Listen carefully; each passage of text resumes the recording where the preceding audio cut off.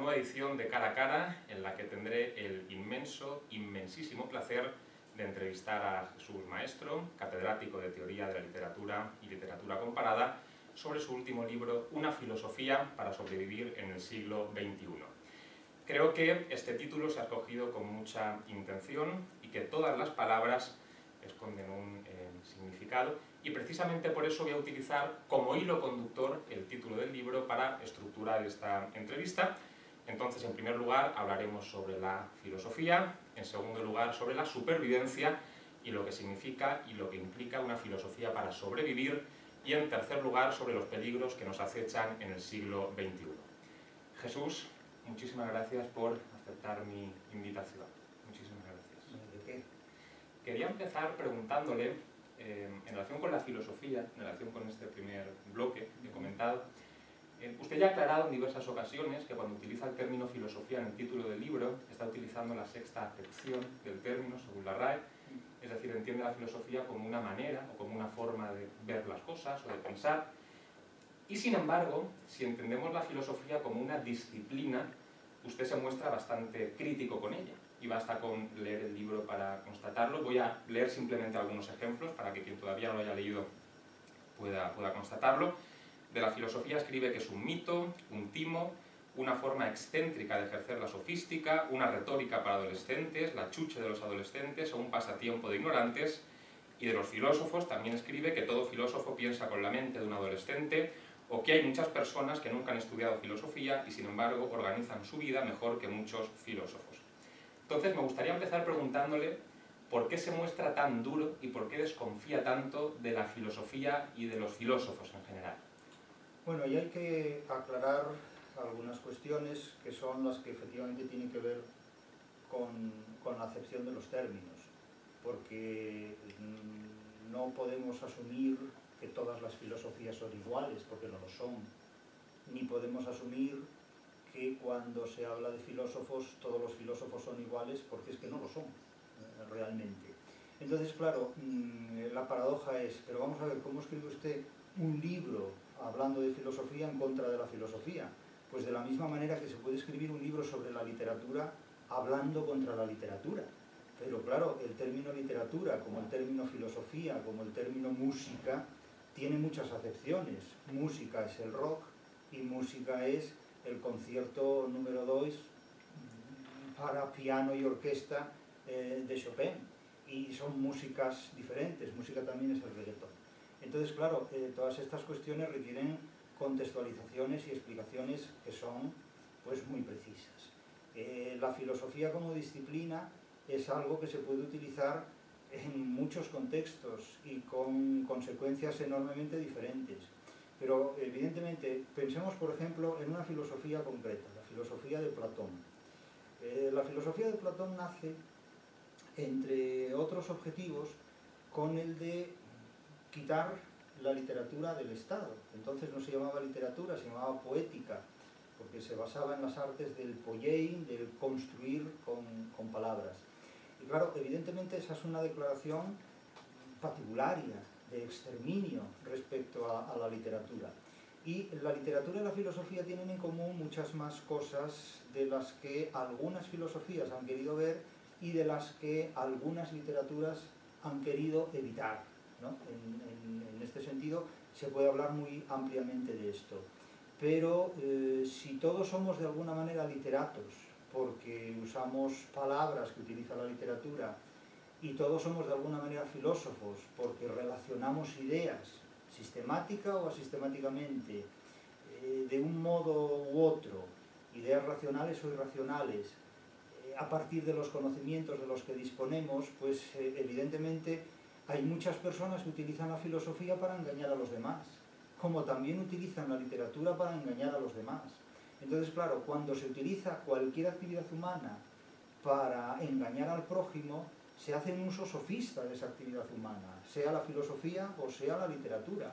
Entonces, en una época como la nuestra, como el siglo XXI, donde recibimos constantemente tantos mensajes destinados básicamente, si no a falsificar la realidad, a falsificar interpretaciones sobre la realidad, podríamos decir incluso que la publicidad, que tiene mucha filosofía consigo misma. Si lo examinamos con atención, detrás de cualquier afirmación está un planteamiento filosófico. Claro, la publicidad es por sí misma un discurso muy engañoso, pero en la propia publicidad coinciden la retórica, que es uno de los componentes fundamentales de la literatura, y la sofística, que también es uno de los componentes fundamentales de la filosofía, porque Platón puede llegar a ser tan sofista como Gorgias en sus argumentaciones, en definitiva. Entonces, resulta realmente muy difícil en ocasiones dirimir el uso que se hace de la sofística, de la filosofía o de la literatura, porque son disciplinas que están muy estrechamente relacionadas entre sí. Entonces, claro, filósofo es Quevedo cuando escribe Los sueños, y literato también, y retórico. Entonces, claro, podemos decir, es que Quevedo es un timo cuando escribe, Platón es un timo cuando escribe, depende del uso que se haga de todo esto, pero evidentemente la filosofía, la literatura, la retórica y cualquier fuente de conocimiento que utilicemos en manos de alguien que nos quiere engañar se convierte en un instrumento de un engaño tremendo. ¿Acaso no es un engaño el idealismo alemán en muchos aspectos? Y pasa por ser una de las filosofías más potentes de la historia del pensamiento. ¿Acaso no es un engaño obras como las de Hegel en muchos aspectos y son obras reconocidas como intocables? ¿Acaso no es un engaño una parte de los escritos que se califican como filosóficos de Derrida, por ejemplo? Entonces, claro, con la filosofía hay personas que han hecho muchas barbaridades y hay otras personas que han aclarado muchos conceptos, lo mismo que con la literatura. Nuestro tiempo, del siglo XXI, es un tiempo de infinitas mitificaciones y falsificaciones de la realidad, y el falsificador de la realidad no duda en acudir a lo que esté en su mano para ejecutar esa falsificación, sea la acuñación de moneda o sea la promoción de pensamientos filosóficos que en lugar de ayudarnos a conocer la realidad nos alejan de ella. Entonces, claro, no podemos decir, es que todos los filósofos son unos timadores, no. Pero hay filósofos que han utilizado el amor al conocimiento o el amor al saber como una forma de timo, realmente. Para mí, el idealismo alemán es de hecho una filosofía incompatible con la realidad y ha causado muchos problemas para interpretar una realidad en la que, si vivimos de forma incompatible con ella, pues desembocamos en el fracaso. Y a mí esto me parece que no se puede eludir, no se puede ignorar. Hablando de idealismo, usted también sostiene en el libro, y en otras muchas ocasiones, que toda filosofía de algún modo conduce al idealismo, e incluso añade, por realista, por materialista que sea el filósofo, y suele mencionar en este punto a Spinoza, también termina de algún modo cayendo en ese idealismo. Entonces, es que es inevitable si se desarrolla un sistema formal, un sistema formalista de ideas, es inevitable llegar a un punto en el que se pierde de vista la realidad. Y la filosofía en muchos momentos pierde de vista la realidad cuando describe un mundo que a veces tiende a la utopía, que tiende a la perfección, que tiende a un virtuosismo que aleja por ideal, por la consecución de ideales, aleja al ser humano de la realidad. Es decir, la filosofía desde sus orígenes siempre pretendió alcanzar ideales, ideales de virtud, ideales de formas de vida, ideales políticos, ideales religiosos. Entonces esa búsqueda del idealismo siempre implica a largo plazo una pérdida de vista de la realidad. Y ese es un gran problema que todo sistema filosófico de alguna manera lleva consigo, porque la filosofía se propone un ideal y quiere plantear ese ideal. Y en ese punto la filosofía tiene mucho que ver con las ideologías y mucho que ver con las religiones, que plantean mundos perfectos, ¿no? Mundos felices, en algún caso. Y claro, esto dista mucho de la realidad, porque la realidad realmente frustra los ideales cada día. Aunque supone generalizar, ¿diría usted que la literatura y los literatos son, por lo general, más realistas que la filosofía y los filósofos? ¿O no tiene por qué...? Depende del uso que se haga de nuevo de la literatura. Es decir, la literatura es una materia muy maleable, como lo es cualquier otra también, la filosofía. Lo que sucede es que la literatura se toma muchas más libertades de las que la filosofía está dispuesta a tolerar. Es decir, la filosofía siempre es mucho más normativa, la filosofía siempre es más imperativa, tanto si sigue un sistema como si se sustrae a un sistema. Pero las filosofías buscan siempre ordenaciones lógicas, o que, enfrentándose a la lógica, establecen su propia lógica, como la propia filosofía de Nietzsche, que se enfrenta a sistemas racionales, a sistemas sistemáticos, valga la redundancia, o a sistemas lógicos, pero que a su vez establecen su propia asistematicidad o su propia lógica, ¿no? Sin embargo, la literatura se toma unas libertades que naturalmente la filosofía no se permite de ninguna manera. Es decir, Spinoza sigue unos métodos muy matemáticos, muy geométricos, muy rigurosos, en teoría. Luego en la práctica no siempre se pueden cumplir, porque la realidad es muy obstinada, la realidad no responde a exactitudes, la realidad está quebrantando totalmente la seguridad que busca el ser humano, los ideales que busca el ser humano. Y en ese punto ha habido literaturas que se han orientado muy claramente a poner de manifiesto los desengaños de la realidad, que son las literaturas que podemos llamar críticas o indicativas. Esto lo he expuesto en la genealogía de la literatura. Entonces, hay autores, como es el caso de Cervantes, que presenta una y otra vez una realidad que desmitifica todos los ideales posibles. Cervantes es el caso más contundente de una literatura que desmitifica todos los ideales. Cervantes es incompatible con la utopía. Pero hay literaturas que plantean precisamente lo contrario, la exaltación de determinados ideales, mundos felices. Sobre todo en el ámbito anglosajón, las literaturas se han orientado siempre a establecer mundos relativamente perfectos, mundos relativamente felices, mundos donde un ideal preside y armoniza formas de vida, ¿no? De tal manera que esa literatura, la literatura programática o imperativa, la literatura que responde a un programa, a un imperativo de signo ideológico, de signo político, de signo filosófico, por ejemplo, el Emilio de Rousseau responde a un programa filosófico muy claro. Un mundo feliz de Huxley también responde a un programa político muy definido, etc. Entonces, ese tipo de literatura, la programática o imperativa, trata de imponerse a la realidad. Y si algo falla, la culpa la tiene la realidad, porque la realidad hay que dominarla, hay que controlarla. Y en esto coincide con determinadas filosofías que exigen al ser humano controlar sus pasiones, moderar sus pasiones, y en esto coincide con religiones que, de alguna manera, imperativamente también imponen el control de determinadas pasiones, emociones, etcétera, etcétera.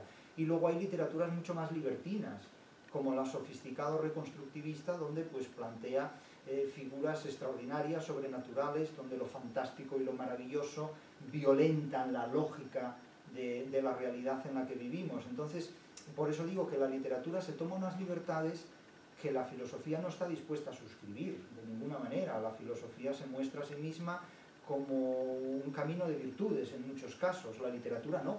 La literatura a veces se muestra descaradamente como un camino de vicios, como es el de Cameron, de Boccaccio, o los cantos de Maldoror, etcétera, etcétera, o como tantas obras literarias, desde Oficio de Tinieblas de Cela hasta el Don Juan de Torrente Ballester. Quiero decir que la literatura no suscribe programas imperativos o políticos, a menos que se trate de una literatura como la de Calderón de la Barca, que sí suscribe programas políticos y religiosos, político-teológicos o teológico-políticos, por parafrasear el título de Spinoza. Pero hay otras literaturas, insisto, como la lorquiana, por ejemplo, o la de Miguel Hernández, o la de Vicente Alessandre, o la de Leopoldo Alas Clarín, que no suscriben nada de eso. Entonces, la literatura pone más que la filosofía el dedo en la llaga del desengaño. Pero claro, hay que ver qué filosofías, porque hay filosofías que desengañan más que otras y hay filosofías que idealizan más que ninguna. Quería hacerle una última pregunta relacionada con la interrelación, valga la redundancia, entre literatura y filosofía. ¿Cree usted que es necesario tener unas ciertas bases filosóficas para comprender una obra literaria de verdad, es decir, para no quedarse en la superficie, sino poder comprender el mensaje o el trasfondo que tiene. Por ejemplo, ha comentado en muchas ocasiones que la literatura no aporta conocimientos, sino que los exige. Es decir, que a la literatura hay que venir aprendido de casa. ¿Cuáles son esos conocimientos que exige la literatura? ¿Filosóficos, vitales, ambos, otros? Bueno, claro, yo podría responder, por ejemplo, imagínese una respuesta como la que daría Borges, ¿no? Borges diría, la literatura exige la vida, por ejemplo. Y dice uno, bueno, pero esa respuesta debería darla más un biólogo, ¿no? ¿Qué vida? ¿Qué vida exige, no? No, pero vamos a ver, la literatura evidentemente no se comprende si antes no se ha vivido lo suficiente. Es decir, por ejemplo, no hay literatura para niños. Esto no quiere decir que los niños no hayan vivido lo suficiente. Los niños han vivido, pero no lo suficiente como para interpretar la Regenta o el Quijote. Del mismo modo que el organismo infantil ha vivido lo suficiente, pero no está, digamos, biológicamente desarrollado como para tomarse una fabada, por ejemplo, ¿no? Entonces la literatura es un plato fuerte para la vida humana. Ahora, la literatura exige conocimientos, no los proporciona. Pero claro, esta frase que ha sido muy discutida, porque con frecuencia la gente reacciona emocionalmente ante cualquier tipo de aforismo, reflejando lo que se le ocurre, las ocurrencias que le vienen a la mente, claro, es una frase evidentemente muy filosófica y también muy cínica. Es decir, valga la redundancia, porque la filosofía, si es de los cínicos, es doblemente filosófica, por así decirlo.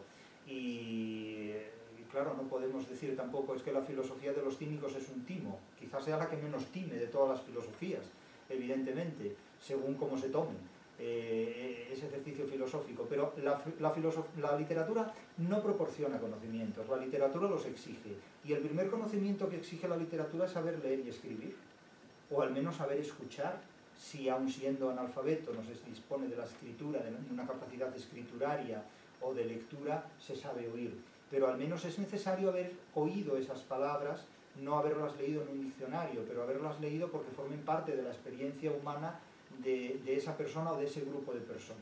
Naturalmente, ya si hablamos de palabras que tienen un sentido, ya obligamos al ser humano a desarrollar una vida social, y una vida social que no puede estar basada en la ociosidad, sino en algún tipo de actividad. Entonces, la literatura, el primer conocimiento que exige ya es una vida personal y social, saber leer y escribir, y entonces a medida que incorporamos más conocimientos, la literatura nos dice más cosas. Es decir, si ante una persona que no tenga conocimientos musicales se le muestra una partitura de dirección de orquesta, imagínense que nos ponen delante la partitura orquestal de La canción de la tierra de Gustav Mahler, y nos dicen, interpreten ustedes esto.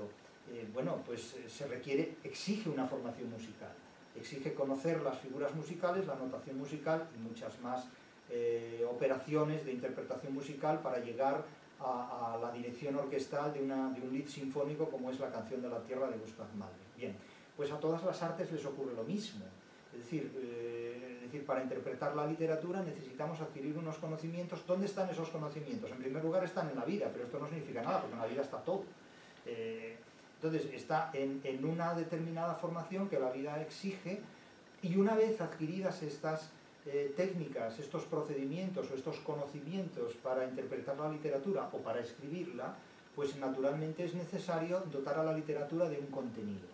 Claro, aquí ya hacemos referencia, ya estamos en un contexto que hace referencia a dos hechos importantes, unas formas literarias y un contenido literario.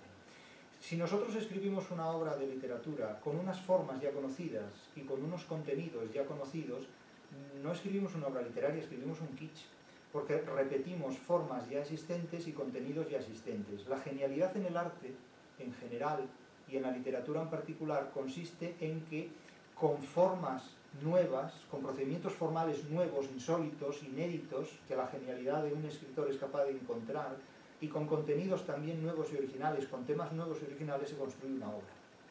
Ahí sí se objetiva la genialidad en la literatura, y eso lo sabe hacer muy poca gente.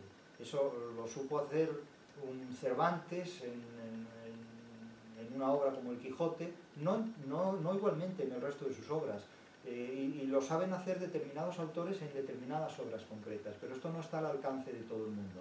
Entonces la literatura naturalmente exige unos conocimientos Y por supuesto, en toda literatura hay un contenido filosófico, siempre hay un planteamiento filosófico, porque la filosofía es el modo sistemático o asistemático de relacionar de manera crítica o dialéctica, o frente a lo crítico y lo dialéctico, de manera acrítica y dialógica, una serie de ideas que pueden ser racionales o irracionales a partir de los conocimientos de los que disponemos, que pueden ser conocimientos fundamentados en saberes científicos o de espaldas a los saberes científicos con los que pensamos y con los que actuamos. Es decir, es un modo de relacionar las ideas de las que disponemos y con las que actuamos. Eso es la filosofía.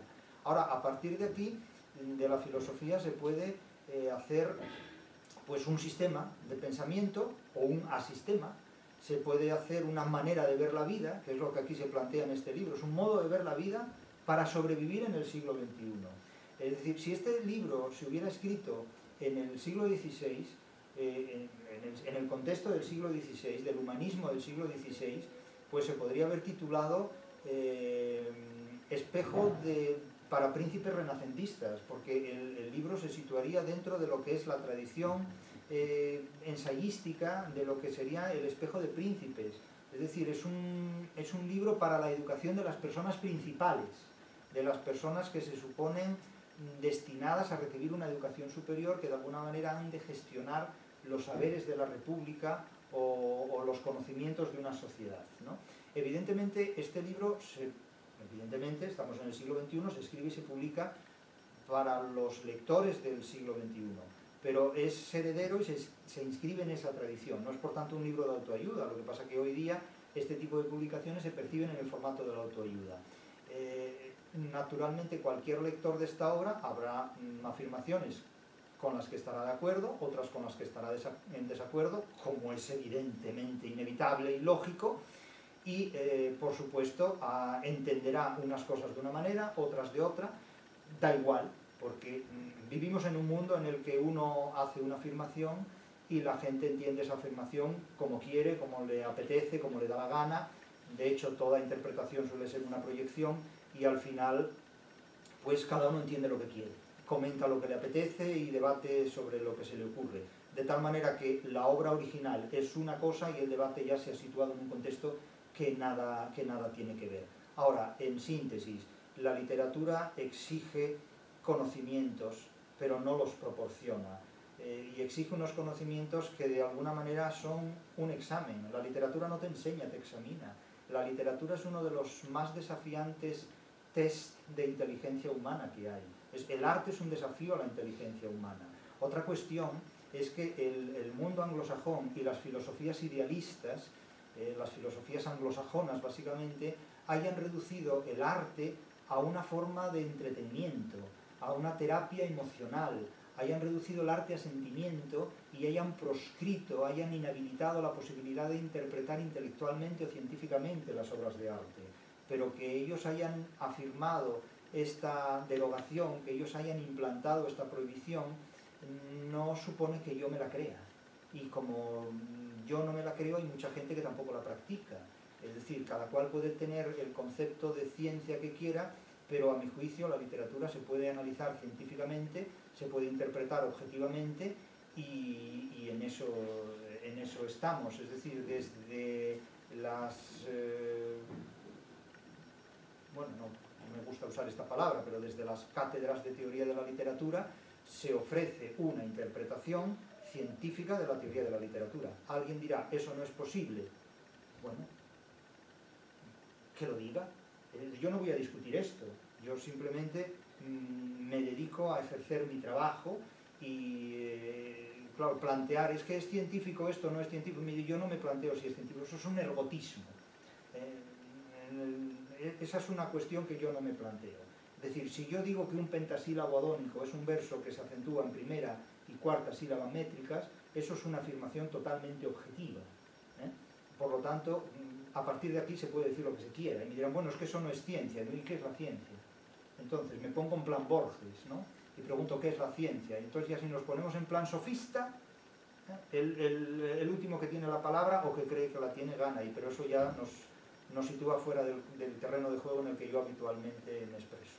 Si le parece, pasamos del primer bloque de la entrevista al segundo, centrado en la filosofía para sobrevivir. Usted no propone cualquier tipo de filosofía, sino una filosofía para sobrevivir, lo que ya de entrada me parece toda una declaración de intenciones, porque estando acostumbrados a la sobreabundancia de libros donde se proponen filosofías y consejos pues, para hacerse rico, para lograr el éxito, para lograr ser un líder, etc., llama la atención que usted sea bastante más modesto y proponga simplemente, entre comillas, porque no es poco, una filosofía para sobrevivir. ¿Por qué? ¿Por qué esta modestia, por así decirlo? Bueno, claro, esa es una de las cuestiones clave del libro. La filosofía tiene que estar orientada a la supervivencia humana. Claro, cuando hablamos de que la filosofía es un timo, es que, hombre, hablar de una filosofía para ser un líder, hablar de una filosofía para ganar dinero, pero es que la filosofía no se inventó para ser un líder, ni para ganar dinero. Eso es, de alguna manera, deturpar el sentido propio de una filosofía. La filosofía etimológicamente es un amor al conocimiento, es un amor al saber, es un respeto al saber, es una vocación por el conocimiento útil, por el conocimiento que sirve para mejorar las condiciones de la vida humana. La filosofía surge en un momento en el que las posibilidades del desarrollo de las ciencias no son las que se han conocido en los últimos 200, 300 años. Entonces la filosofía trata de dignificar lo más posible la vida del ser humano, proporcionando al ser humano una serie de conocimientos orientados a la mejora de sus condiciones vitales.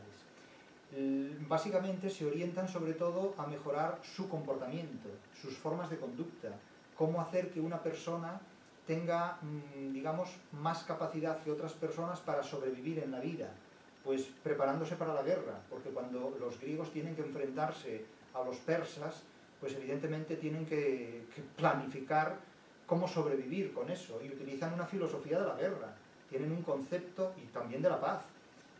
Roma tiene una filosofía de la paz que se fundamenta en prepararse para la guerra, para defender con armas la paz que tienen.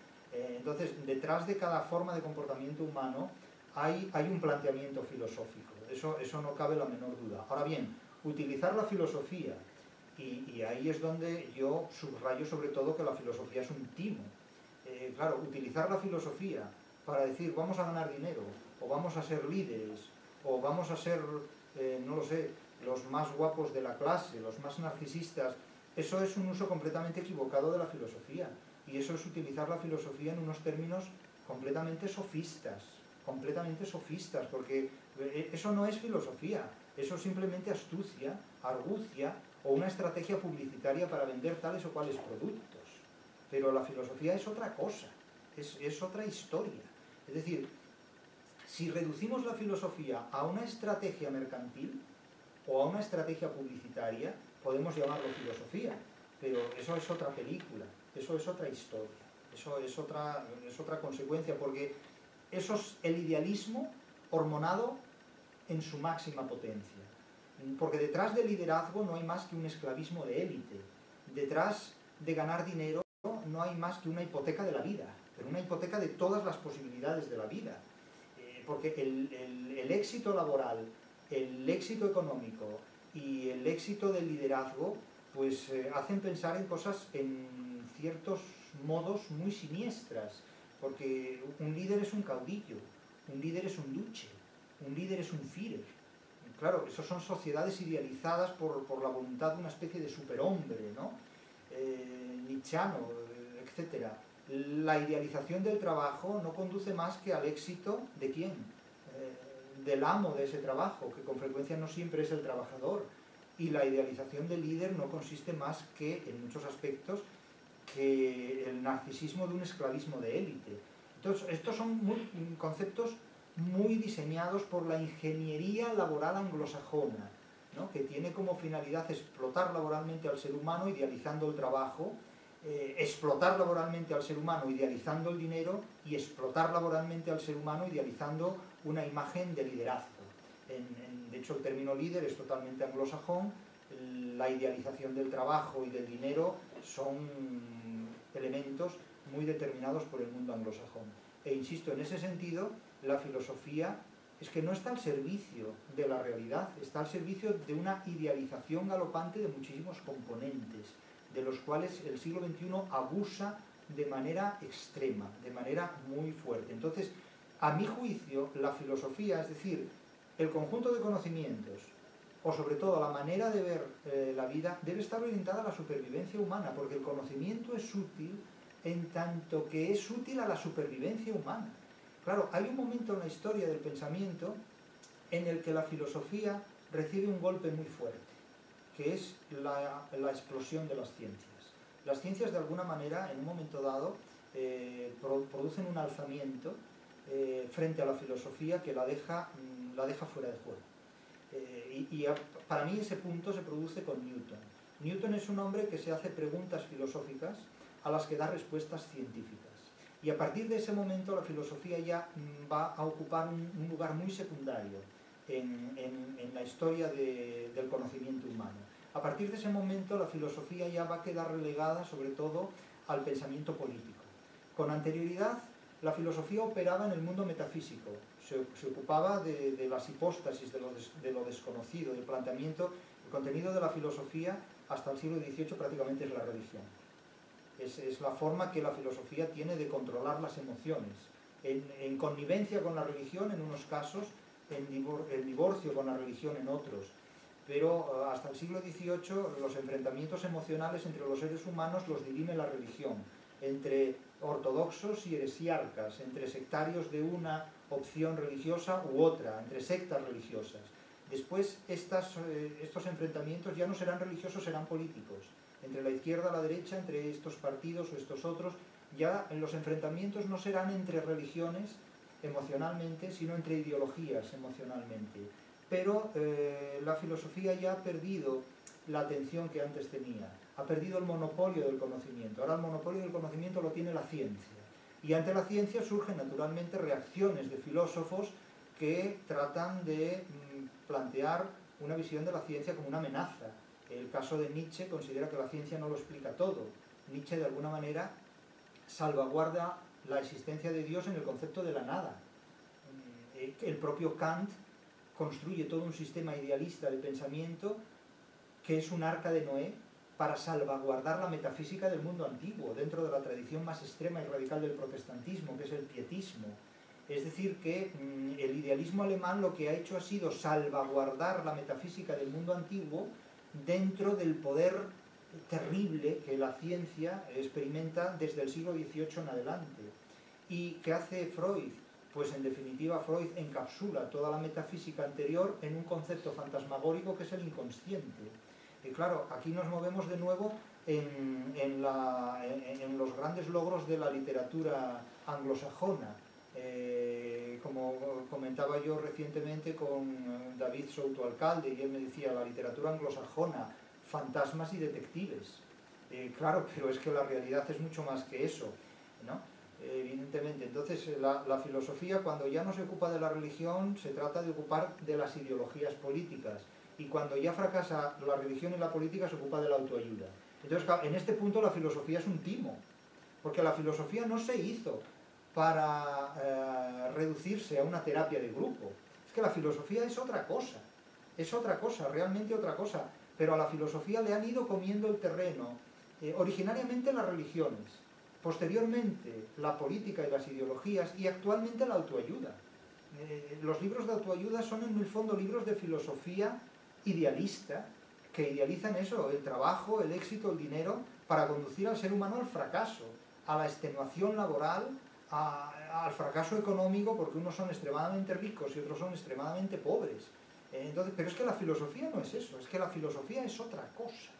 Y sin embargo, en las manos nos han dejado una filosofía reducida a debates políticos, más ideológicos que políticos, a enfrentamientos religiosos que ya están sobrepasados por el momento, que pueden resurgir, y sobre todo, a debates emocionales, a terapias de grupo que no conducen realmente a ninguna parte y en las que la dosis filosófica es muy pobre. Entonces, claro, ¿qué nos queda de la filosofía? Foucault. Nos queda Derrida. ¿Y dónde está la filosofía de esos autores? la tesis de Foucault, en virtud de la cual el poder es una construcción narrativa destinada a controlar a los demás, es una tesis que ya expuso José Antonio Maraval en su libro La cultura del barroco. Hablo de José Antonio Maraval, padre, no de su hijo José María Maraval, que fue ministro de Educación después. Es decir, la tesis de Foucault ya está planteada por José Antonio Maraval en su libro La cultura del barroco o Teatro y sociedad barrocos, por ejemplo. Es una tesis ya perfectamente conocida, pero sin embargo es más bonita explicada en inglés o en francés. Hay ideas que resuenan en toda su obra en general y en este libro en particular, como por ejemplo que la realidad destruye a quien no es compatible con ella, como por ejemplo que todo idealismo conduce al fracaso, como por ejemplo que hay que desengañarse, y es en cierta forma, yo que lo he escuchado y lo he leído bastante, un hilo conductor que detecto en todo su pensamiento. Diría que una de las claves o uno de los pilares de su filosofía para sobrevivir o de sus consejos para sobrevivir es precisamente este ser realista y huir del idealismo. Es que si no fracasas en la vida, eso, pero no es que lo diga yo, es que lo han dicho los clásicos desde la más remota antigüedad. Lo han dicho los clásicos desde la más remota antigüedad. Y creo que lo han dicho con más insistencia los literatos que los filósofos. Porque claro, ¿cómo podemos, y pongo un ejemplo, y que no se malinterprete, pero ¿cómo podemos considerar realista una filosofía como la platónica, que describe una república ideal, un estado imposible realmente? Eso no tiene ningún fundamento, no tiene realmente ningún fundamento. Eso es empezar a construir una filosofía desde el idealismo más absoluto. O sea, una filosofía que dice que la verdad está en un mundo que no existe, en un mundo metafísico, en un mundo que yo me invento completamente. Es decir, cuando Hipócrates de Cos plantea explicar la locura humana, la enajenación mental humana, desde criterios naturalistas, desde criterios físicos, es decir, desde lo que hoy llamaríamos criterios médicos, y considerar que la locura tiene un problema naturalista, la enajenación mental, la pérdida de cordura, por así decirlo, la pérdida de raciocinio, tiene una razón mental, física, es decir, es porque la mente físicamente da lugar a problemas cuyo origen es físico. Platón sostiene que la locura tiene un fundamento metafísico, que la solución de la locura es simplemente pues, una posesión divina o diabólica y que sobre todo afecta a los que escriben poemas, ¿no? Claro, y la teoría que prospera sobre la locura no es la hipocrática, que es la materialista, la fisiológica, la naturalista, sino que es la platónica, que es la idealista, la espiritualista y la que se etiqueta a sí misma de filosófica. Es decir, cuando en realidad es más genuinamente filosófica porque está basada en la materia y en la realidad material, la de Hipócrates, que la de Platón. Pero la que prospera es la de Platón. Y sobre todo prospera porque a través del cristianismo medieval, evidentemente la Iglesia Católica ve en Platón la explicación de todo su sistema. Y en Hipócrates de Cos, como en Epicuro, que son tan filósofos como los platónicos, pero claro, de signo contrario, pues ven auténticos demonios que hay que proscribir. Entonces, la cuestión del desengaño tiene más que ver con la literatura que la filosofía.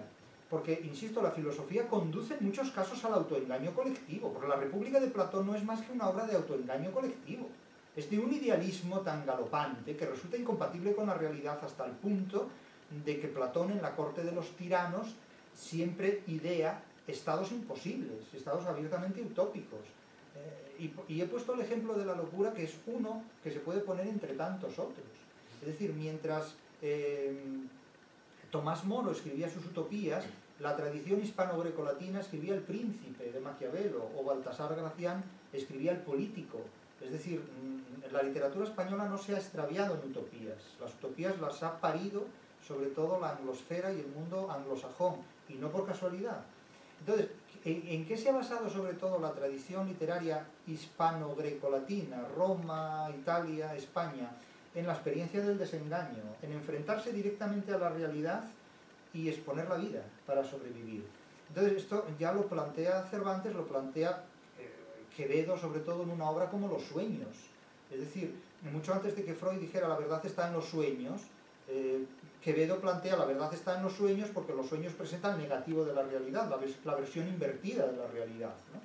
De tal forma como decía Quevedo de una persona, es que finge dolor de muelas para hacer creer que tiene muelas, ¿no? Claro, el autoengaño llega a veces a unos extremos tan galopantes que resultan cómicos, que resultan grotescos.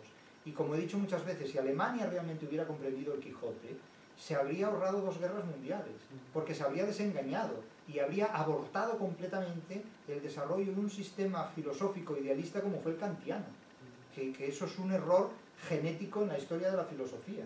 O sea, el idealismo alemán es un error genético en la historia de la filosofía, porque es una filosofía incompatible con la realidad. La realidad no tolera a quien es incompatible con ella, y de hecho, el crecimiento exponencial, industrial incluso, de los problemas psicológicos que asolan a la población occidental del siglo XXI son consecuencia del idealismo. No diré alemán, porque esto ya está fuera de lugar, pero son consecuencia de un enfoque idealista de la realidad, es decir, de una filosofía incompatible para sobrevivir en el siglo XXI. Y sin embargo, hay gente que vive empeñada en negar la realidad. Hay muchas personas que, por ejemplo, piensan que no son ellos los que se tienen que adaptar al mundo, sino que es el mundo el que se adapta a ellos, a sus anhelos, a sus deseos. Y hay incluso quien va más allá y normalmente, siendo la organización de su vida algo cuestionable, pretende incluso cambiar el mundo. Bueno, pero claro, eso es el tema del poema de Quevedo, ¿no? Contra los que quieren cambiar el mundo y no son capaces de cambiar su vida, ¿no? Cuando dice eso, en el mundo naciste, no a enmendarle, sino a vivirle, Clito, y padecerle.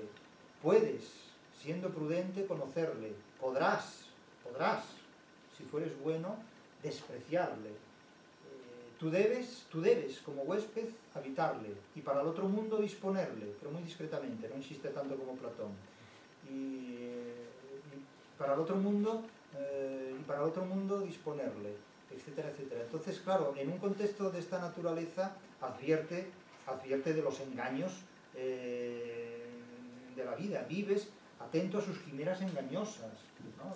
Y ocupado en un mordaz desvelo, a ti no quieres enmendarte y osas enmendar en el mundo tierra y cielo. Es decir, vas condenado directamente al fracaso. No vas condenado al pecado ni a la vida eterna, no. Quevedo no te condena como Dante al más allá. Quevedo te dice, tú vas a fracasar ya en este mundo. Es decir, no es platónico, no espera que haya una justicia más allá, al margen de que luego, bueno, él estuviera en los infiernos como los diablos en los sueños, describiendo cómo se condena a la gente, grotescamente. Pero el planteamiento es que la realidad no se deja traicionar nunca. Si quieres vivir engañándote a ti mismo, puedes hacerlo. Lo que no se cuenta es el fin de los que viven en el autoengaño, que es el fracaso. Porque el siglo XXI no cuenta fracasos. Los fracasos se silencian. Se habla de liderazgo, se habla del éxito, pero no se habla del fracaso del liderazgo, del fracaso del éxito, valga la paradoja, del fracaso del dinero, del fracaso laboral. De eso no se habla. De los fracasos no se habla. Eso es muy propio del mundo anglosajón, no hablar nunca del fracaso. Cuando llegue y resulte inevitable, ya veremos a ver qué persona le pone el cascabel a ese dato. Y sin embargo, siendo realista, lo cierto es que la vida no es sencilla. De hecho, la vida está plagada de dificultades y de quebraderos de cabeza, etc. ¿Cree que es necesaria, desde un punto de vista realista, una pequeña dosis de autoengaño para sobrellevar el día a día sin perecer? Bueno, es que sin autoengaño no se sobrevive, pero con una dosis excesiva tampoco. Claro. Vamos a ver, si no hubiera un mínimo de autoengaño, las relaciones laborales serían imposibles. Porque claro, cuando nosotros nos encontramos con un colega y decimos, me alegro de verte, en el 90% de los casos ya mentimos. Porque no solo no te alegras de verte, sino que dices, jolín, aquí está este tío otra vez, ¿no? Y él piensa lo mismo de ti, evidentemente. Entonces, claro, eso del mismo modo que los abogados en un juicio se guardan las formas y se mantienen el respeto, pues porque de otra manera sería imposible el juicio, pero no porque en el fondo piensen lo mismo. Entonces, vamos a ver, de hecho la educación es el autoengaño mínimo que la sociedad necesita para no liarse a bofetadas en el primer minuto de las relaciones laborales o sociales. Pero claro, lo que tampoco podemos es forzar tanto la máquina para construir toda nuestra vida sobre un autoengaño absolutamente fenomenal. Es decir, yo no estoy legitimando el autoengaño, pero lo menos que puede hacer alguien cuando incurre en el autoengaño es ser consciente de él y del uso que hace de él. De los medicamentos conviene hacer uso, pero no un uso irresponsable. Es que del autoengaño lo mismo. Vamos a ver, el autoengaño individual, el autoengaño colectivo. Yo siempre pongo el ejemplo de los profesores, y en particular de los profesores de música. Cuando uno estudia una materia tan exigente, tan audaz como la música, pues hace lo que puede. Pero claro, el profesor de música, cuando uno da sus lecciones ante el profesor de música pues oye tocar aquello como una auténtica calamidad, por supuesto, y claro, tiene que sufrir muchísimo. Yo creo que la gente que más sufre en el mundo son los profesores de música, porque tienen que oír versiones espeluznantes de obras de arte magistrales, y eso es la mayor tortura que puede haber en el mundo entero, ¿no? Porque es el mayor castigo que se puede condenar a alguien a oír malas interpretaciones de obras de arte excelentes. Entonces, claro, el profesor de música siempre tiene una paciencia infinita. Es el ser humano que más paciencia tiene en este mundo, porque tiene que oír espantos, y entonces dice, bueno, ha mejorado usted mucho desde la última vez. Y seguramente es cierto, porque la vez anterior tuvo que ser peor todavía. Pero le felicito, ha mejorado usted mucho, ha hecho usted grandes avances. No obstante, conviene que tenga en cuenta que aquí da una nota falsa, allí pierde la velocidad, allí no ha leído bien esta tonalidad, etcétera, etcétera. Entonces van saliendo fallos. Tenga esto en cuenta, siga trabajando, y así uno vuelve la semana siguiente y así sucesivamente, y al cabo de un año, de 2 años, logra avanzar algo, logra hacer algo. Entonces, claro, uno puede creerse, bueno, mi profesor me ha dicho que muy bien, que enhorabuena, yo soy un pianista magistral. No, usted es un tonto fenomenal, y su profesor de música es un santo piadoso varón, ¿no?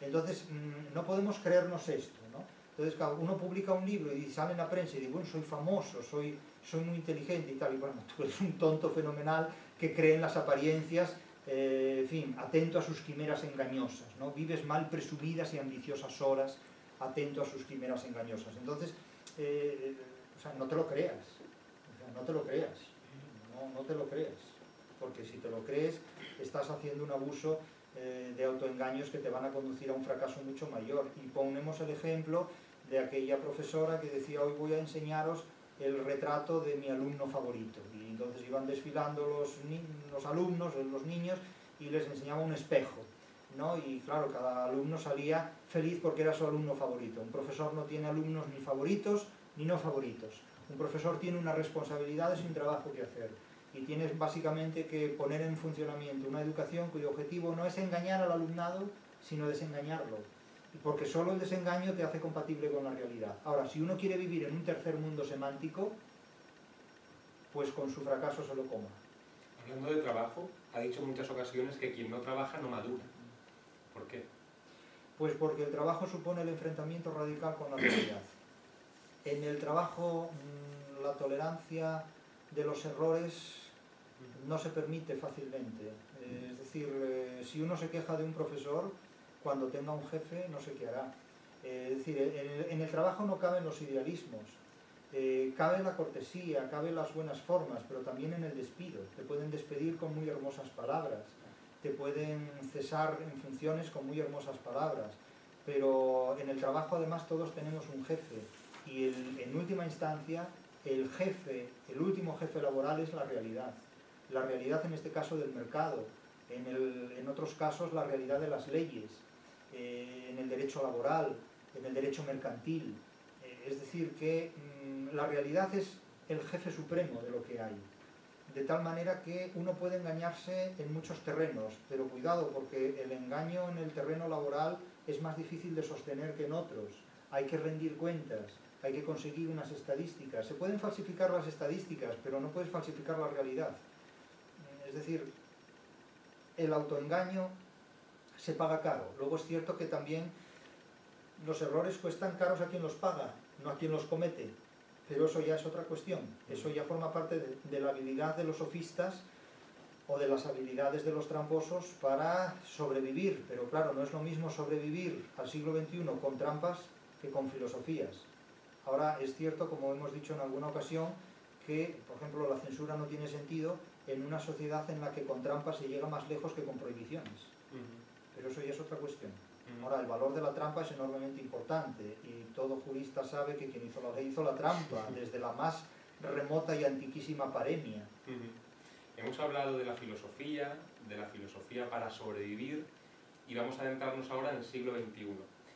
Yo considero que la gran mayoría, si no todos, los consejos que ofrece en este libro tienen una gran dosis de atemporalidad, porque no me imagino en qué tiempo uno puede llegar demasiado lejos si obvia por completo la realidad, pero sí que se enfoca particularmente en los problemas del siglo XXI, porque al final uno es hijo del tiempo en el que vive, es una cosa normal, y comienza el libro señalando una cuestión muy interesante. Señala que el miedo, la mentira y la culpa son los instrumentos que ha utilizado siempre el poder, y que utiliza también hoy en día el poder en el siglo XXI, para, digamos, controlar a la población y cercenar sus libertades. Y me gustaría saber si le he interpretado bien.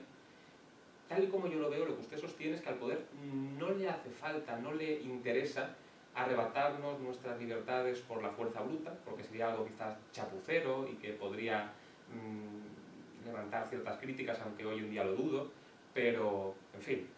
Y sin embargo, precisamente por eso procede de forma más sutil. Dice, a través de la mentira voy a hacer que la gente sienta miedo, voy a hacer que la gente se sienta culpable, en definitiva voy a conseguir que la gente se sienta débil, y acto seguido voy a aparecer como su salvador. Le diré, os sentís débiles, no os preocupéis, cededme vuestras libertades, que yo a cambio os daré seguridad, lo que es particularmente dentro de lo siniestro inteligente, porque obstaculiza cualquier rebelión. Si uno ha visto cómo se le despoja de su libertad, puede tener razones para querer luchar para recuperarla, pero si uno ha entregado voluntariamente, convencido de que debía hacerlo su libertad, ¿por qué va a querer recuperarla? No sé si es la idea que pretende transmitir. Sí, pero incluso ¿por qué utilizar la palabra libertad? Es mejor borrarla del diccionario, como ocurre en 1984. Esos procedimientos, el miedo, la mentira y la culpa, han existido desde siempre. Han existido desde que el ser humano tiene una vida social. Eso así, el miedo, la mentira y la culpa han existido desde siempre. Y se han explotado desde siempre. Pero no es necesario ni siquiera invocar el poder. Poderes hay muchos poderes y en conflicto unos con otros. Quiero decir, no hay un único poder. Si hubiera un único poder no habría ningún problema. Habría alguien que lo ejerce y otros que obedecen y ya está. Pero el problema es que no hay un poder único y estable. Hay un poder dominante y que trata de dominar frente a otros poderes también dominantes en sus terrenos y que tratan de dominar. Es decir, aquí siempre hay un conflicto, una armonía, una conjugación de poderes. A veces cuando esa armonía se rompe, pues se utiliza una dosis de violencia con fines diversos, ¿no? Las guerras o estas situaciones que hay ahora, se nos habla de guerra, se nos habla con frecuencia de guerra, que hay que prepararse para la guerra, que hay que ahorrar para la guerra, que hay que trabajar para la guerra económicamente, militarmente, y claro, eso intimida a mucha gente. Allí donde uno va, observa que la gente habla de estos asuntos con cierta preocupación, con cierto temor.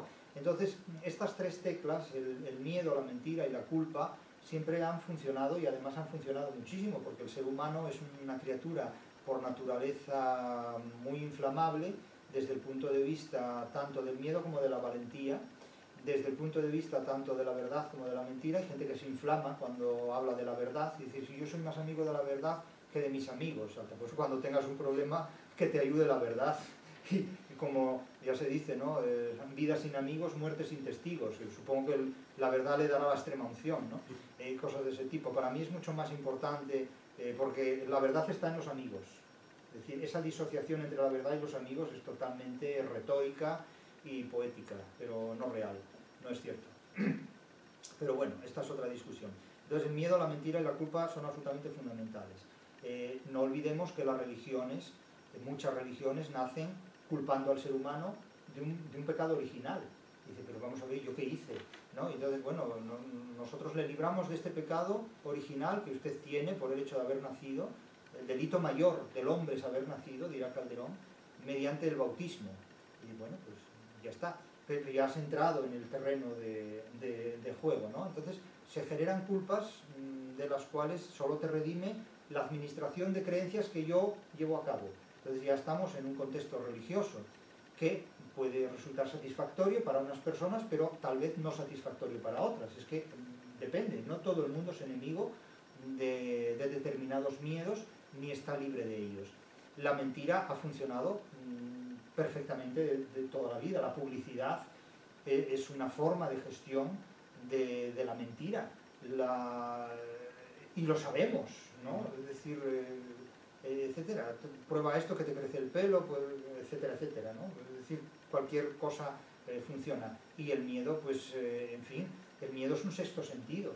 El miedo en realidad te previene de incurrir en comportamientos que pueden precipitar tu fracaso. Es decir, el miedo no es una cualidad del cobarde.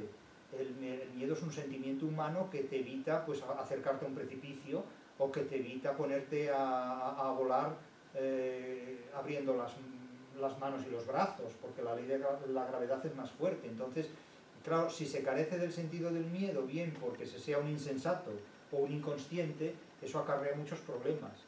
Entonces, claro, ¿qué ocurre? ¿Quién controla mejor a las masas? Pues quien mejor controla la administración del miedo, la mentira y la culpa. ¿Y quién lo hace?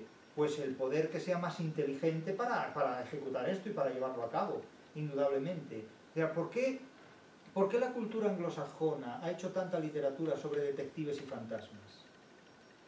Para advertir al público que yo tengo el poder de descubrir tu crimen y tengo la capacidad para movilizar metafísicamente a criaturas sobrenaturales para intimidarte. Es decir, es una manera evidentemente de atenazar a la población.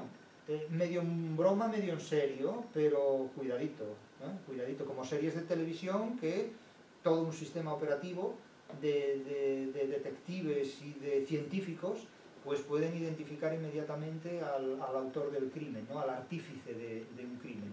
Entonces, nada de esto opera frívolamente, ¿no? El miedo, mentira y culpa funcionan. ¿Que el libro se sitúa en el contexto del siglo XXI? Sí, porque en la Edad Media no había redes sociales.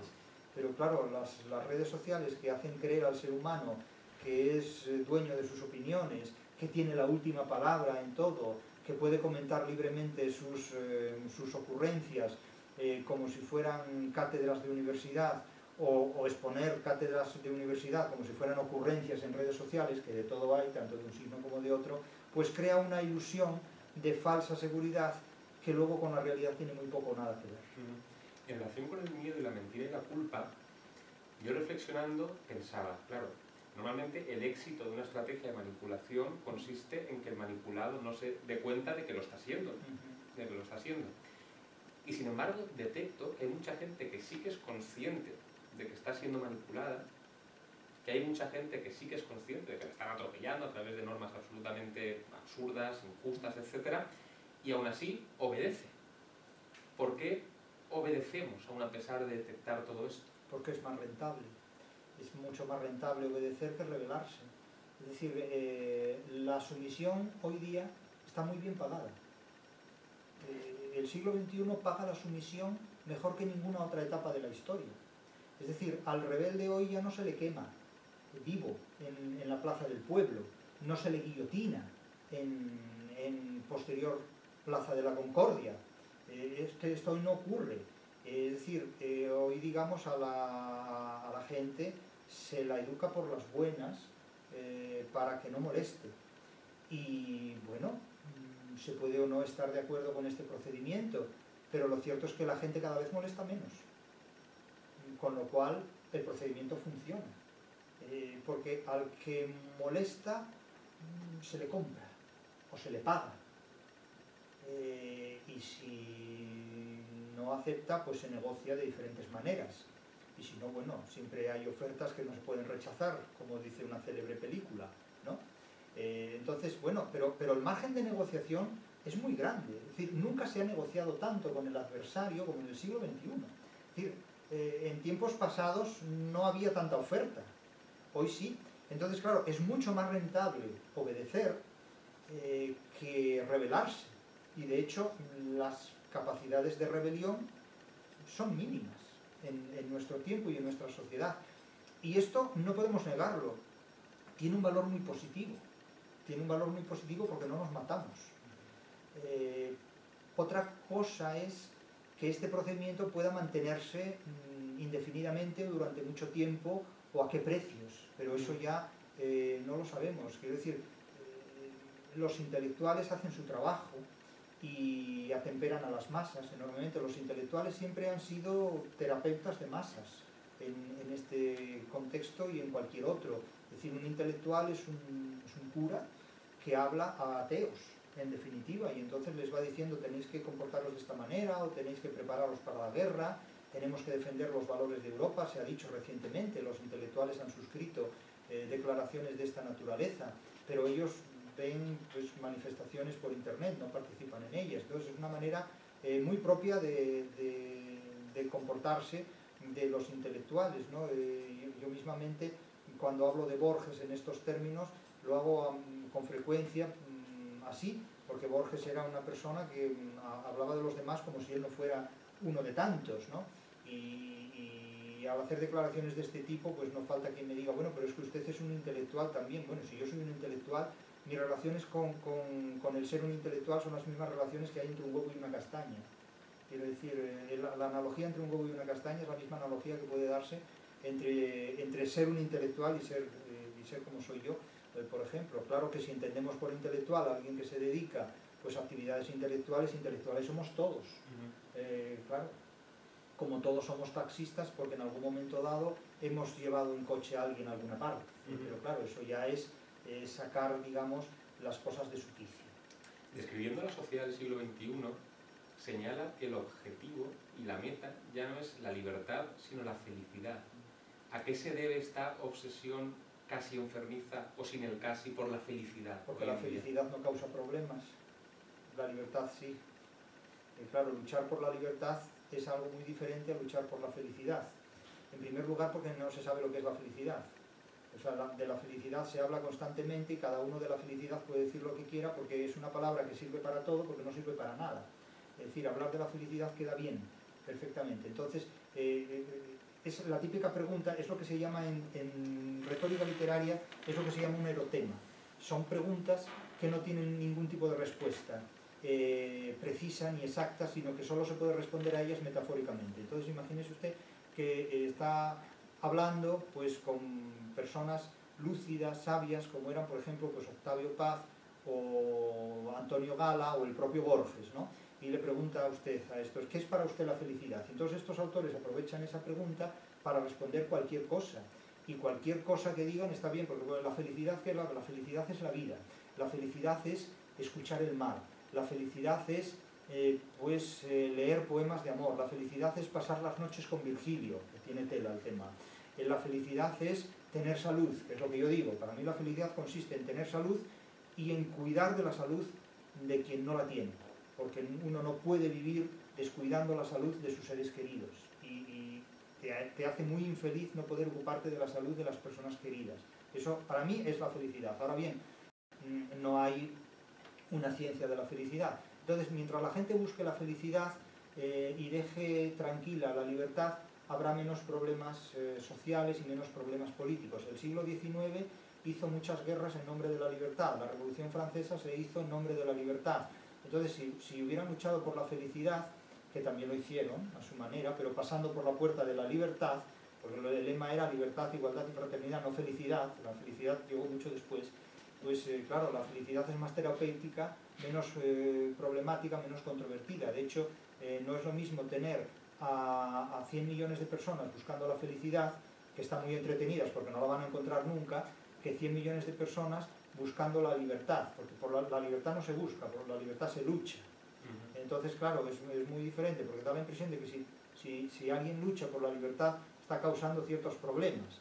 Sin embargo, si lucha por la felicidad es otra cosa, porque eso no da lugar a ningún problema. Uno puede estar luchando por la felicidad contra fantasmas y entre detectives, no pasa nada. Es interesante porque yo creo que existe una tendencia más o menos generalizada entre la población a definir la felicidad como una ausencia de problemas, es decir, con no encontrarse con nada que a uno le moleste o le perturbe, y sin embargo, si se define la libertad, la felicidad de ese modo, es imposible ser feliz, porque la vida está plagada de problemas, con lo cual creo que este anhelo obsesivo por la felicidad termina conduciendo precisamente a la infelicidad, lo cual es interesante porque, aun a pesar de existir una insatisfacción tremenda que yo sí detecto, es una insatisfacción que le priva a uno de fuerzas para rebelarse o para luchar por ello, que le convierta a uno más dócil. Bueno, básicamente la búsqueda de la felicidad es el resultado de la pérdida de inteligencia. Y esto puede parecer muy insólito y muy extraordinario, pero es que, vamos a ver, la felicidad es lo que se promete a los tontos. Y con esto no quiero decir que los que crean en la felicidad son tontos. Yo no quiero decir esto. Ahora, si alguien lo quiere pensar, es suya la responsabilidad. Yo quiero decir que es lo que se promete a los tontos. Claro, evidentemente, y me podrán decir, bueno, y también la libertad, y no diré que no. Libertad es lo que se promete a los tontos. Pero cuidado, porque los tontos pueden dejar de serlo en cualquier momento. Entonces, mucho cuidado con minusvalorar la estulticia, porque la gente cuando habla cree que está exento de estulticia. La gente inteligente cree que está exenta de manipulación, y a veces es el tipo de persona más fácil de manipular, porque es la que se cree más indemne a la manipulación. Es decir, y urge mucho que la gente sepa mínimamente leer y escribir, porque si alguien no sabe leer y escribir, no puede participar en las redes de manipulación, que son básicamente codificadas a través de la escritura. Todavía no se manipula tan fácilmente a la gente a través de emoticonos, pero bueno, todo llegará. Entonces, claro, la felicidad evidentemente desemboca en una sensación de fracaso, en una experiencia de fracaso, el fracaso es el fracaso de la felicidad, del que ya hemos hablado en diferentes contextos, pero hasta que la gente no interiorice ese fracaso, pues seguirá explotando ese nicho de mercado que es hablar de la felicidad. Claro, una vida sin preocupaciones es la muerte. Entonces, lo que no se puede pretender es idealizar tanto la vida, que no haya enfermedades, que no haya problemas laborales, que no haya problemas económicos. Es que negar la insatisfacción es limitar la capacidad de supervivencia. Es decir, nosotros tenemos delante una vida a la que tenemos que enfrentarnos con compañeros de trabajo que son nuestros adversarios, nuestros enemigos. ¿Quién es tu enemigo? El de tu oficio. Bueno, los abogados, ustedes lo ven, se enfrentan entre sí. Es la profesión más insolidaria que hay, porque es el enfrentamiento directo. Los opositores a puestos docentes nos enfrentamos desde el primer momento, estamos enfrentándonos en oposiciones constantemente. Luego estas cosas no se llevan después a la práctica, más allá del terreno de juego, pero ahí uno se juega su actividad profesional. Como un abogado se juega su éxito o fracaso, uno gana y otro pierde. Difícilmente ganan los dos, a veces pierden los dos, etcétera, etcétera. Pero claro, no se puede vivir en el autoengaño permanente y sobrevivir a la vez. Le quería hacer una última pregunta en relación con la felicidad. Yo detecto que quien más valor da a la libertad es un preso, que quien más valor da a la salud es un enfermo. Quien más valor da a la felicidad es un infeliz, porque por mi experiencia diría que quien es feliz no vive preocupado por la felicidad, lo es y punto. Indudablemente, a mi juicio sí. Una vez le preguntaron al director del diario El Comercio de Gijón, Francisco Carantoña, en qué consistía la felicidad, y él dijo en vivir sin echarla de menos. Dijo precisamente eso, en vivir sin echarla de menos. Yo he dicho en otras ocasiones que la felicidad es el objetivo de las sociedades emocionalmente fracasadas. Es el objetivo, básicamente, de las personas infelices. Claro, porque si el enfermo añora los momentos de salud, si el encarcelado desea salir de ahí, disfrutar de una libertad física sobre todo, pues evidentemente el infeliz busca una felicidad. Pero ¿sabe realmente qué consiste la felicidad? Es que la felicidad es un idealismo completo. Es realmente un idealismo completo. La felicidad es buscar fantasmas. Es más, podría decir que la felicidad es un invento de las filosofías fracasadas. Que no son todas las filosofías, no todas las filosofías conducen al fracaso. Pero claro, es que, como decíamos al principio, es que se ha hecho de la filosofía un timo. El siglo XXI ha convertido a la filosofía en muchos timos, en un timo muy variopinto.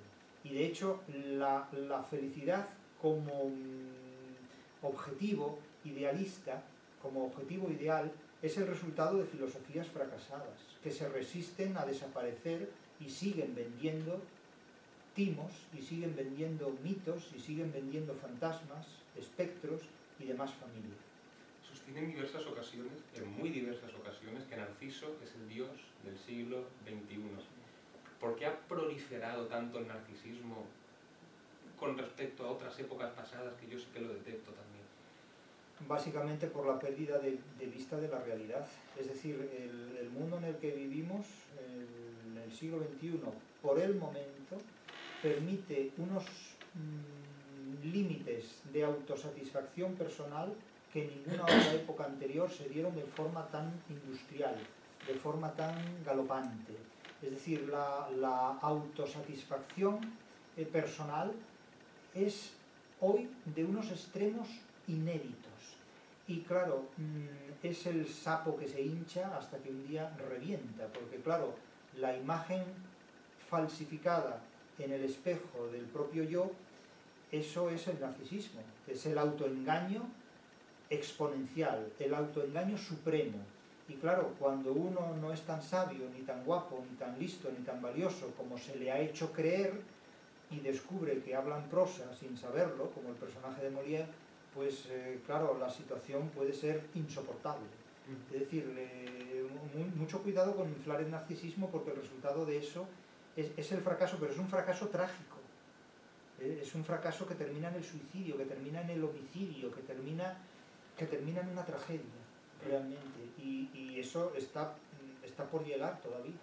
No sé cómo lo ve usted, pero yo pienso que, en cierta forma, el narcisismo que percibimos hoy en día solamente se puede dar dentro de una sociedad que materialmente está satisfecha. Sí. Es decir, cuando uno tiene ciertas necesidades cubiertas es cuando se puede obsesionar con la famosa autorrealización y este tipo de historias, que además son inalcanzables, porque creo que una vez se mete en esa dinámica, nunca termina de autorrealizarse. Y creo que quizás el declive del narcisismo venga precisamente por la pérdida de la abundancia material, porque cuando uno no tiene de comer ni donde dormir, creo que difícilmente se puede preocupar por ese tipo de El declive del narcisismo, a mi juicio, llegará cuando el autoengaño no se pueda sostener. Y no se pueda sostener porque una experiencia como, por ejemplo, la guerra, lo destruya completamente. A mi juicio, la guerra es la distancia que separa a los idealistas de la realidad. Y donde digo idealistas puedo decir narcisistas. En una guerra no hay tiempo para narcisos. En la paz, tal vez sí, pero en una sociedad donde los recursos humanos para vivir aislado de la realidad, al margen de la realidad, son tan notables, son tan poderosos, pues es una fábrica de narcisos. Es decir, las redes sociales son la placenta del narcisismo. Ahí, pero no solo ya las redes sociales, sino también una educación destinada a la autosatisfacción emocional del ser humano es también una fábrica de narcisos. Es decir, es que es la planta de natalidad de narcisos de una sociedad, en definitiva. Es un natalicio de narcisistas completamente. Es una fábrica, es un criadero de narcisos nuestra sociedad. Entonces, ¿dónde acaba eso? Pues acaba donde empieza la realidad, donde ya ese narcisismo es, digamos, impracticable, ¿no? ¿Y cuál es el límite de esto? Pues una realidad que se burle de esas imágenes.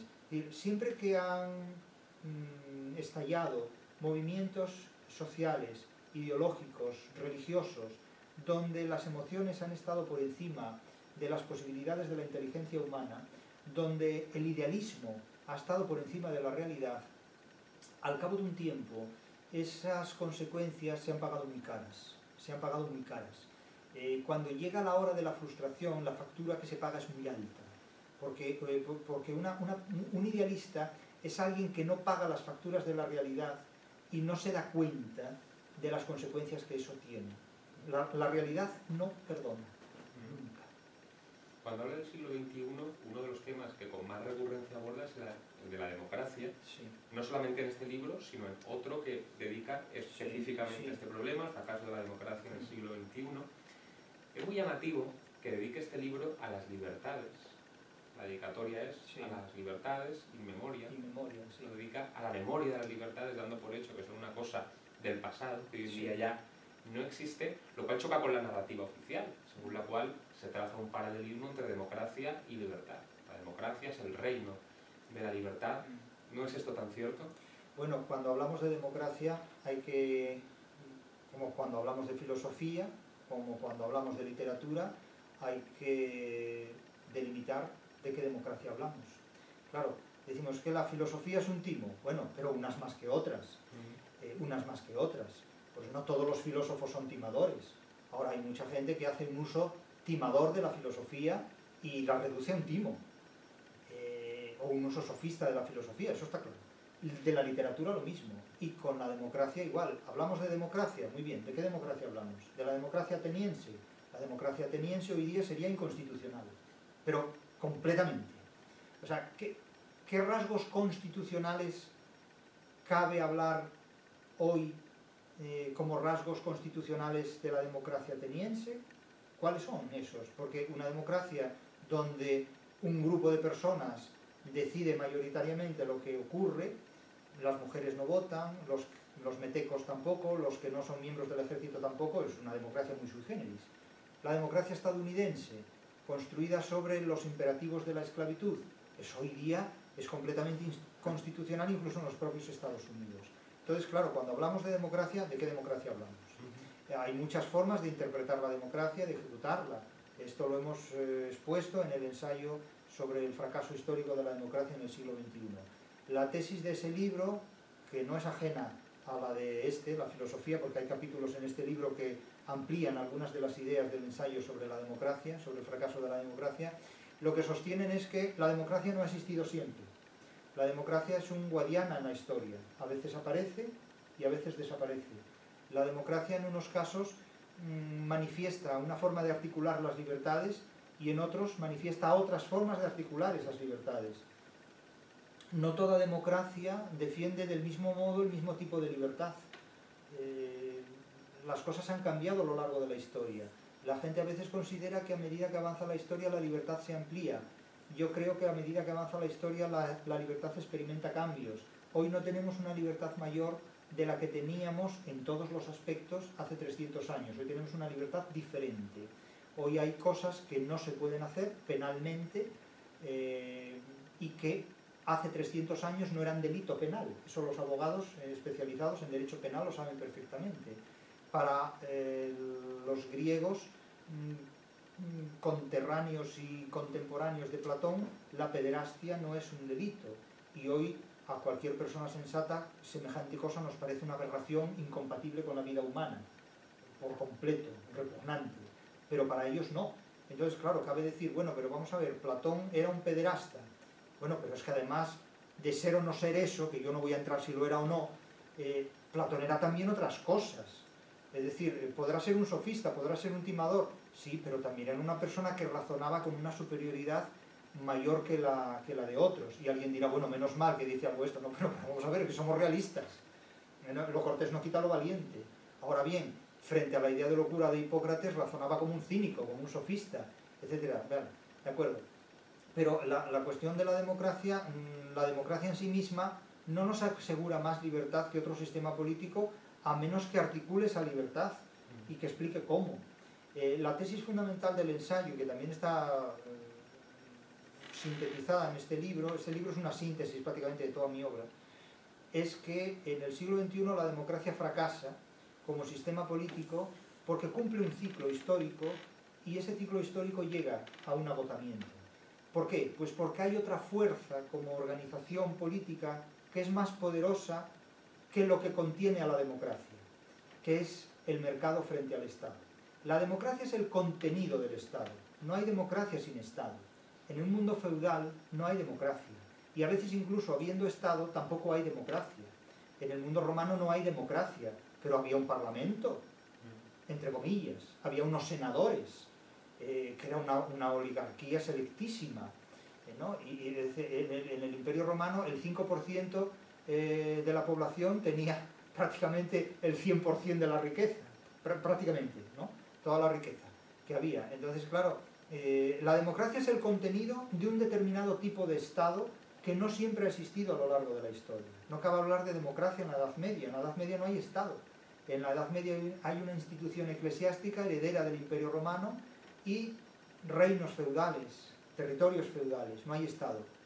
El Estado resurge en un sentido moderno en el siglo XVI, y en España a finales del siglo XV, 1492, surge como una organización política por encima de la voluntad del yo, del individuo, y por encima de la voluntad del grupo feudal o del grupo nobiliario o del grupo territorial.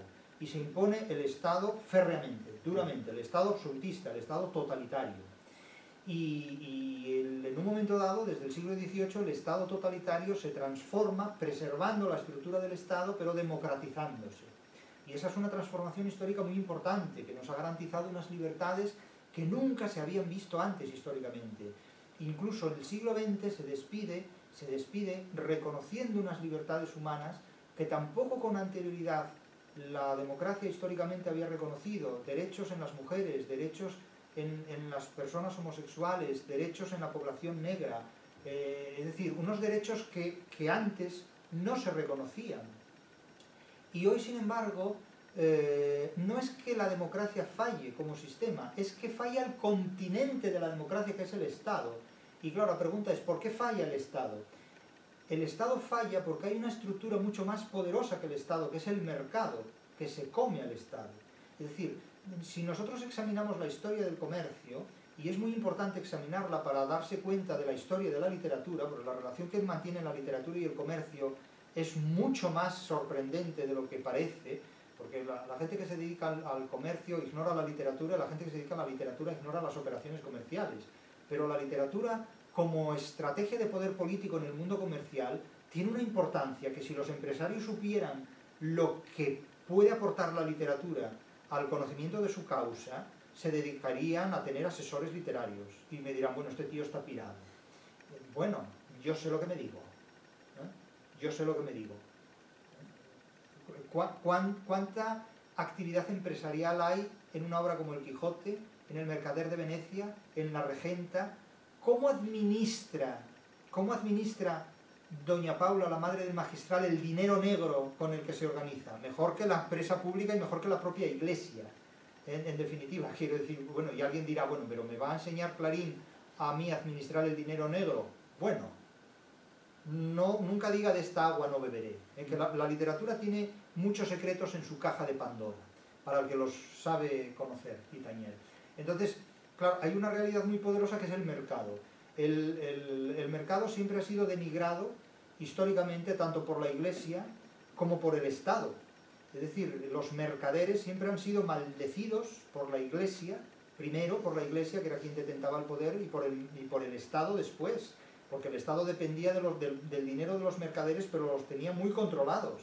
El Estado absolutista tiene muy controlado al mercader, y la Iglesia Católica también, incluso con la conciencia de culpa.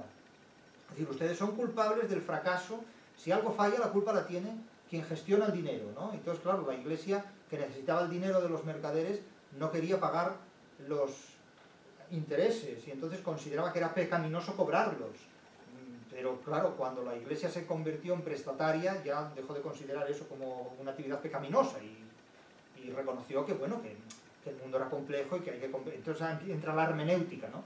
Entonces, ¿qué ocurre cuando el mercado está hasta las narices, históricamente hablando, de aguantar a la Iglesia por una parte y al Estado por otra? Pues que el mercado dice, ahora me vais a aguantar a mí. Y esta es la época. El siglo XXI es el siglo del mercado. Entonces el mercado se articula globalmente y dice, ahora las normas las voy a poner yo. El derecho civil va a estar sujeto al derecho mercantil. Y el derecho mercantil no lo van a articular los estados, lo va a articular el mercado, lo va a articular la globalización. Y no es que la globalización sea enemiga de la democracia. La globalización no es enemiga de nada, porque los ricos no tienen ideología, los ricos tienen dinero. La ideología, como he dicho muchas veces, es la emoción de los pobres. Y además los ricos ofrecen muchas ideologías a los pobres para que escojan aquella en la que se encuentran más felices. Y no den la lata con tanta libertad. La libertad es la que quieren los mercaderes, para poder mercadear libremente. ¿Y eso es bueno o es malo? Bueno, según cómo se mire. Claro, es que depende dónde estés. Claro, el mercader te va a decir, yo te puedo convertir en un líder laboral, y volvemos a enlazar todas estas cuestiones. Yo te puedo dar el éxito laboral, ahora tienes que trabajarlo. ¿Lo resistes o no lo resistes? Pues habrá gente que sí y habrá gente que no. Yo te puedo dar éxito en el trabajo, te puedo convertir en una estrella, te puedo publicar un libro, te puedo convertir en catedrático, te puedo convertir en un gran abogado, tendrás que trabajarlo, ¿puedes hacerlo o no puedes hacerlo? Pues habrá gente que sí y habrá gente que no. Es que depende, pero en esa lucha estamos. Ahora bien, la alternativa al Estado es el mercado, y el mercado ha venido para quedarse durante siglos, como el Estado llegó en un momento dado y se quedó durante 3, 4, 5 siglos. Entonces, si alguien cree que en la segunda mitad del siglo XXI va a vivir en una sociedad gestionada por un Estado, es un idealista, porque los Estados ya están gestionados por el mercado, completamente, y eso se llama globalización. Y el mercado no quiere demócratas, el mercado quiere consumidores, ¿Es enemigo de la democracia? El mercado no es enemigo de nada. Yo he dicho muchas veces que cuando Escotado hablaba de los enemigos del comercio, consideraba que los enemigos del comercio eran los comunistas. Y Paolo Prodi, en una obra muy inteligente, que es El hurto en la historia del mercado, considera que los enemigos del mercado son los que hacen trampas en el derecho mercantil. Pero es que hoy día el derecho mercantil ya no lo construyen los estados, lo construye un mercado global, del mismo modo que los abogados saben perfectamente que en el Imperio Romano no hay derecho mercantil, porque está subsumido en el derecho civil. Y no lo hay porque todo el mercado es la globalización del mundo romano. Es decir, hasta los bárbaros usaban las monedas romanas entre ellos, porque ¿qué moneda iba a acuñar ese territorio que después ocupó geográficamente Alemania? Si no sabían ni leer ni escribir, no tienen derecho.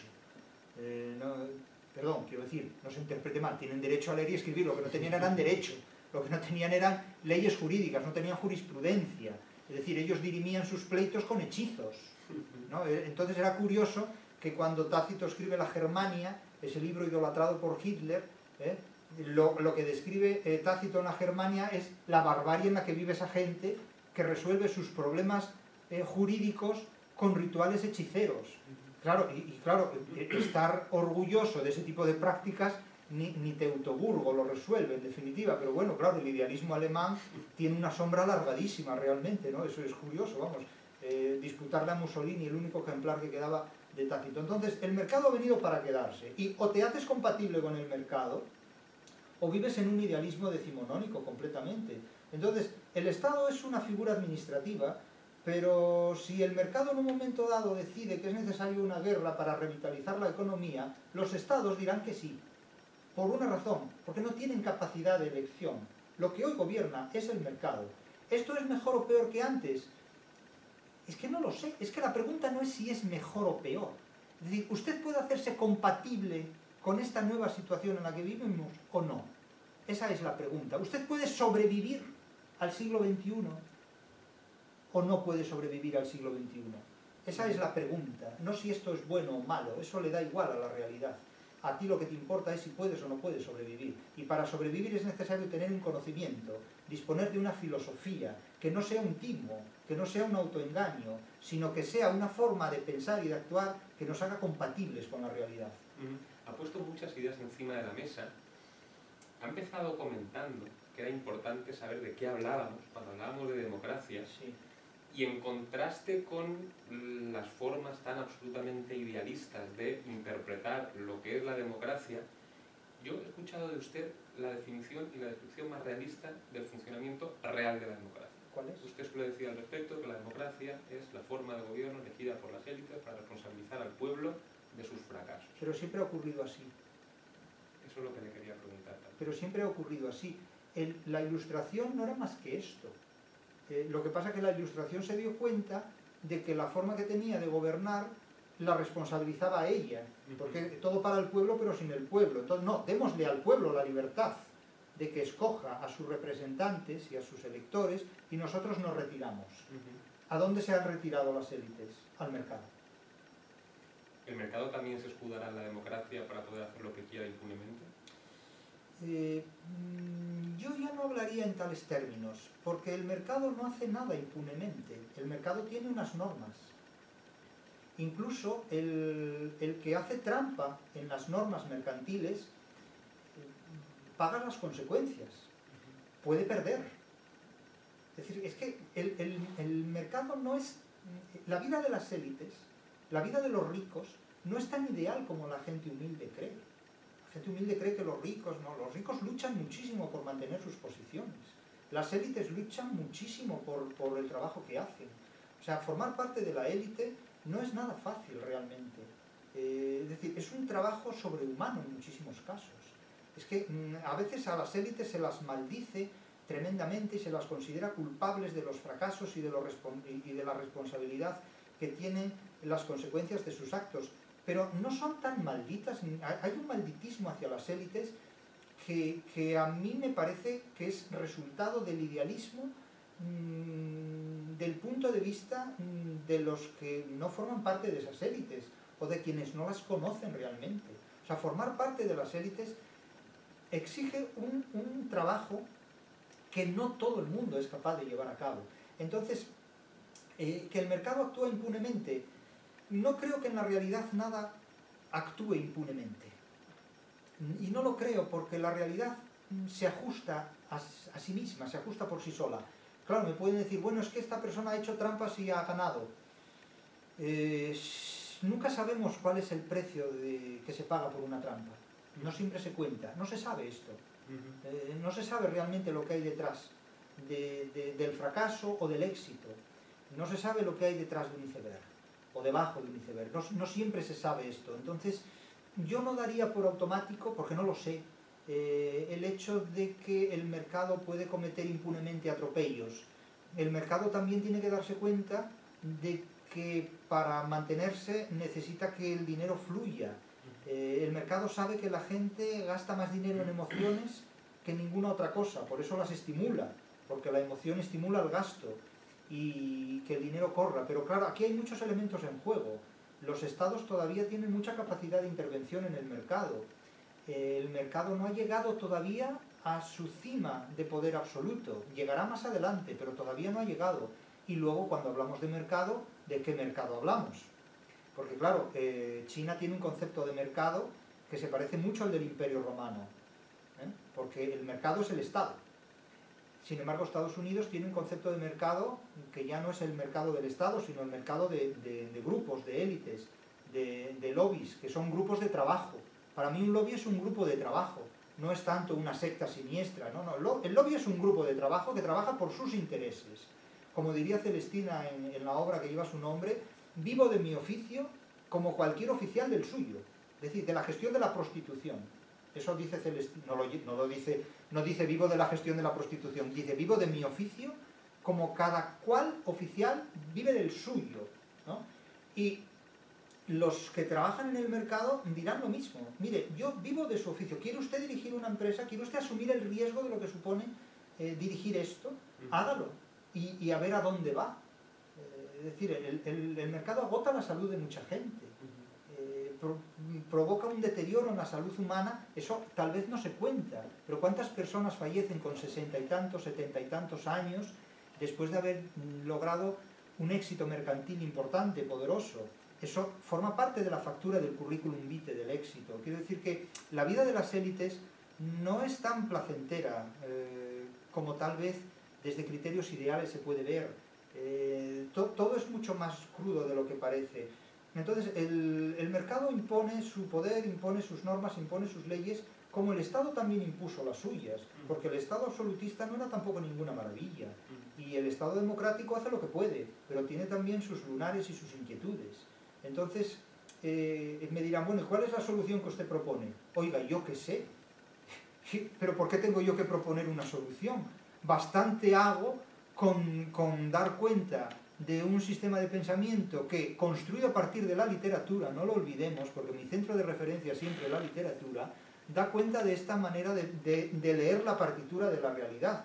Pero yo no tengo ninguna solución ni ninguna varita mágica, no soy un mistagogo, no soy un geopolítico, yo no dispongo de presciencia, no conozco el futuro. Yo le doy cuenta de lo que yo pienso a partir de la interpretación de la realidad que veo desde el punto de vista de la interpretación de la literatura. Se podrá estar de acuerdo o en desacuerdo, obviamente, solo faltaría. Solo faltaría. Eso ha comenzado respondiéndome cuando le he comentado que, tal y como usted defiende la democracia, la forma de gobierno escogida por las élites para responsabilizar al pueblo de sus fracasos, que eso ha ocurrido desde siempre, lo cual me plantea una pregunta que me he hecho yo mucho tiempo. ¿La democracia ya nace originariamente como una fachada detrás de la cual se pueden ocultar los poderosos para hacer lo que ellos quieran, pero tener ese parapeto del pueblo por si algo sale mal, echarle la culpa a ellos?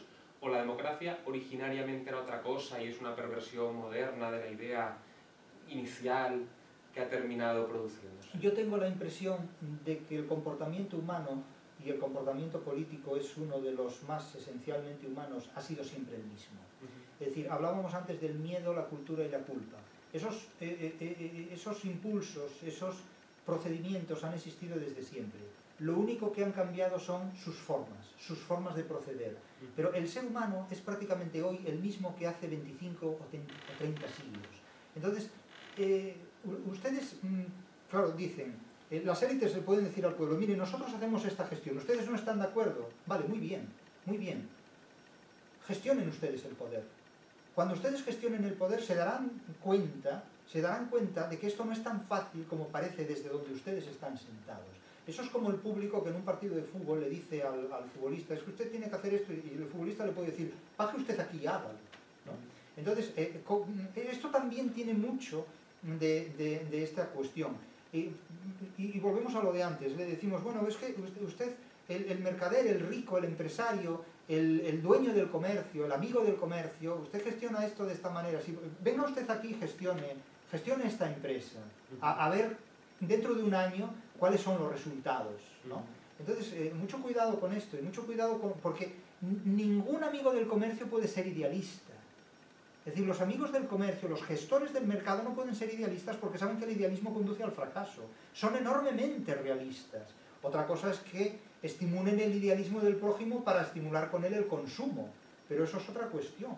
Eso ya es otra historia, en definitiva. Entonces, yo creo que básicamente el comportamiento esencial ha sido siempre el mismo. Pero es decir, ustedes quieren gobernar esto, háganlo ustedes, suban aquí. Es decir, destronen a un rey y proclamen una gestión democrática del poder. Verán que no es tan fácil, no es tan fácil. Ni fácil, ni yo creo posible. O sea, al final el poder, yo creo que por su propia naturaleza termina recayendo en propias manos, con lo cual incluso ese pueblo, si destrona al rey, el poder termina recayendo en una camarilla también. La propia naturaleza humana funciona de esa manera. Es decir, claro, todo el teatro de Shakespeare básicamente es una reflexión sobre el poder desde la mentalidad del mundo antiguo. Eso es una característica muy de Shakespeare. Shakespeare plantea siempre conflictos de poder desde personajes que no tienen ninguna capacidad dentro del mundo moderno. Es decir, tanto Ricardo III como Macbeth, como Enrique IV, el propio Hamlet, es decir, son la expresión de la máxima impotencia. Son personajes que no saben entrar en la modernidad, no saben pasar más allá del año 1600. Son personajes que viven en el Renacimiento, interpretando el presente con planteamientos del mundo medieval. Por eso cuando yo veo o leo a Harold Bloom decir que Shakespeare es el inventor del humano, me tiro por el suelo de risa, vamos, el inventor del humano. Dice, bueno, qué carcajada más solemne puedo dar, ¿no? Cuando Shakespeare en realidad es el precursor de los detectives y los fantasmas. Todo el teatro de Shakespeare está lleno de detectives y fantasmas. Es Walter Scott y William Blake, en definitiva. Son espectros que hablan. Hamlet oye voces, oye coasmas, oye hablar a fantasmas, ¿no? y dialoga con ellos. En Macbeth tiene reuniones y encuentros con brujas. Imagínese usted que un empresario tuviera encuentros con brujas para gestionar su empresa. Eso es un disparate completo. O sea, Lutero oía voces como San Agustín. O sea, este es un mundo que no tiene nada que ver con...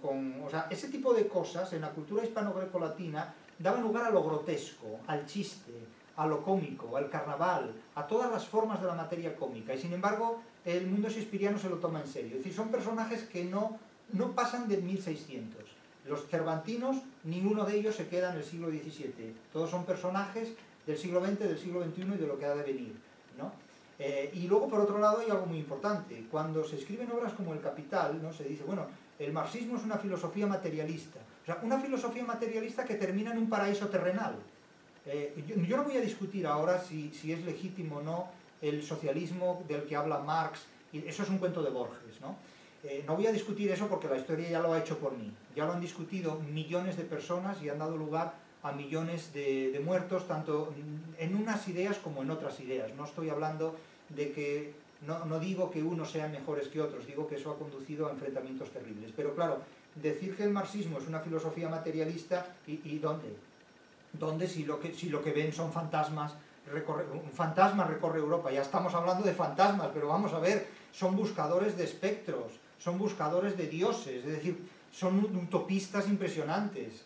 Entonces, incluso hasta las filosofías más materialistas, como la marxista, desembocan en un idealismo galopante y muy seductor. Entonces, cuando Marx escribe toda su obra, destinada a unir a todos los proletarios del mundo, quienes se toman esa obra en serio son los mercaderes. Y los mercaderes dicen, pero si aquí tenemos la solución a nuestros problemas, vamos a unirnos. Los que se han unido no han sido los trabajadores, que están más divididos que nunca. Los que están unidos son los mercaderes, son los amigos del comercio que han hecho la globalización.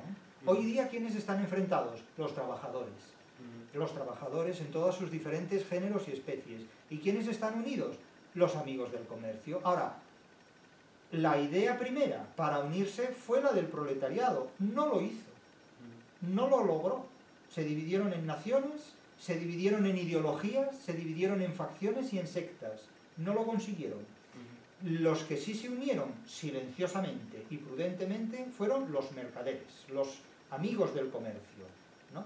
Y ellos han conseguido montar una globalización no en nombre del Estado, como hizo el Imperio Romano, sino en nombre del dinero.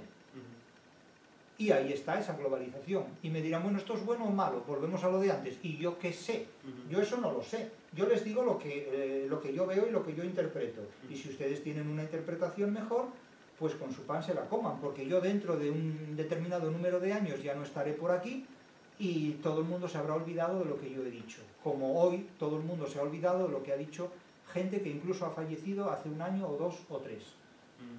A mí, en relación con la relación que existe entre la democracia y el mercado, se me plantea la siguiente reflexión, que es la siguiente. Yo parto de la premisa de que la democracia, tal y como tradicionalmente se entiende, que es el gobierno del pueblo y demás, es imposible, por definición, porque el pueblo no puede mandar, por definición. El poder recae en pocas manos. Y si ha estado presente en muchas sociedades, ha sido sencillamente porque interesaba a las élites que gobernaban. Como puede parecer ilegítimo de partida que los 50, 100, 200... que mandan a una sociedad de 50 millones de personas se presenten con ese cinismo y digan, sí, nosotros somos 50, pero mandamos a 50 millones de personas. Y eso puede parecer ilegítimo de partida. Es feo. Ponen un parapeto diciendo, al igual que tradicionalmente se decía, no, quien manda es Dios, y yo soy su representante. Sí, claro. Pues como la fe ha decaído, ahora se dice, quien manda es el pueblo, y yo soy su representante. Para de alguna forma seguir haciendo lo que iba a hacer de todos modos, pero más legítimamente.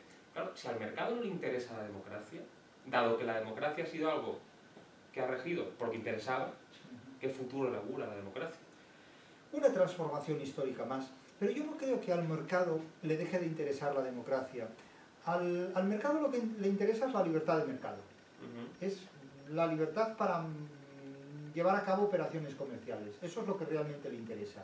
Si la democracia se lo permite, el mercado pactará con la democracia sin ningún tipo de problema.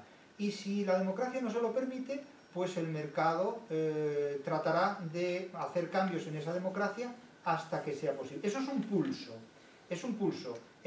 pero no es un pulso tanto a mi juicio, no es un pulso tanto entre el mercado y la democracia, cuanto un pulso entre el mercado y el continente de la democracia, que es el Estado. Porque si se quiere terminar con la democracia, basta simplemente terminar con el Estado. Y se resuelven dos problemas con una sola gestión. No voy a decir que se matan dos pájaros de un tiro porque eso sería muy feo. Pero se resuelven dos problemas con una sola gestión. Pero es que la democracia no es el enemigo del mercado. El enemigo del mercado es un Estado que no colabora con el mercado en los términos en los que el mercado considera que debe colaborar con él. Porque claro, si el mercado tiene una fuerza de 10 y el Estado tiene una fuerza de 5, gana el mercado, pero si están en tablas mantendrán la correlación. En estos momentos el mercado se lo ha comido todo, se lo come todo.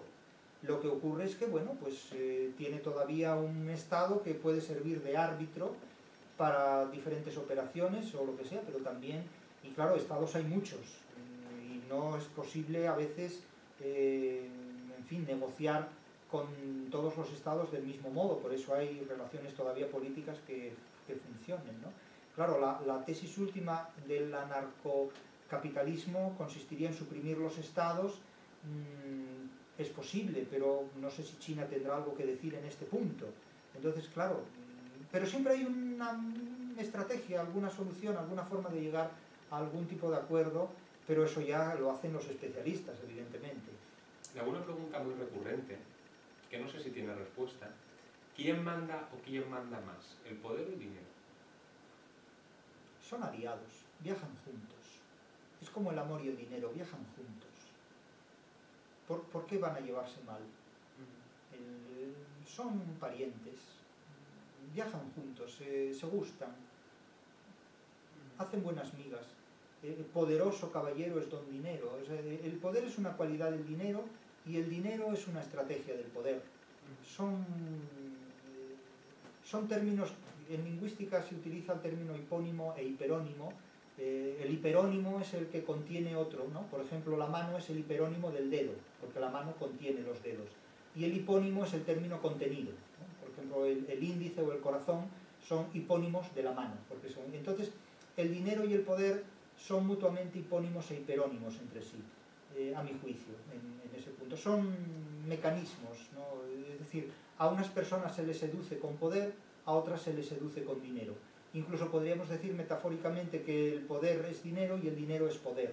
Es decir, son términos que casan bien prácticamente en cualquier contexto. Es como Borges, se le puede poner en cualquier circunstancia que pega bien también.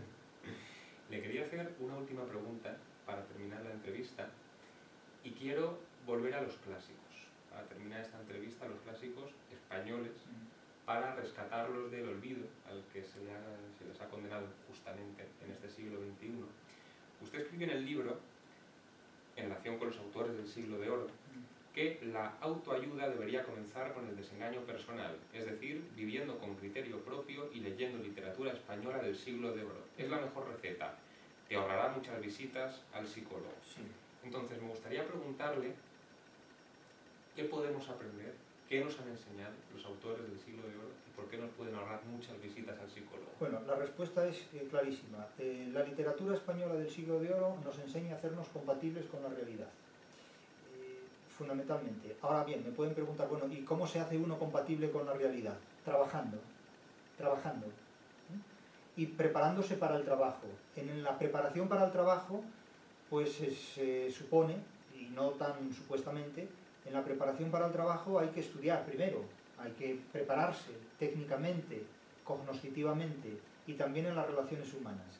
Pero la literatura española del siglo de oro contiene tantos pasajes dedicados a la preparación del ser humano para integrarse en una sociedad que si los empresarios los conocieran, los pondrían como lema de su empresa.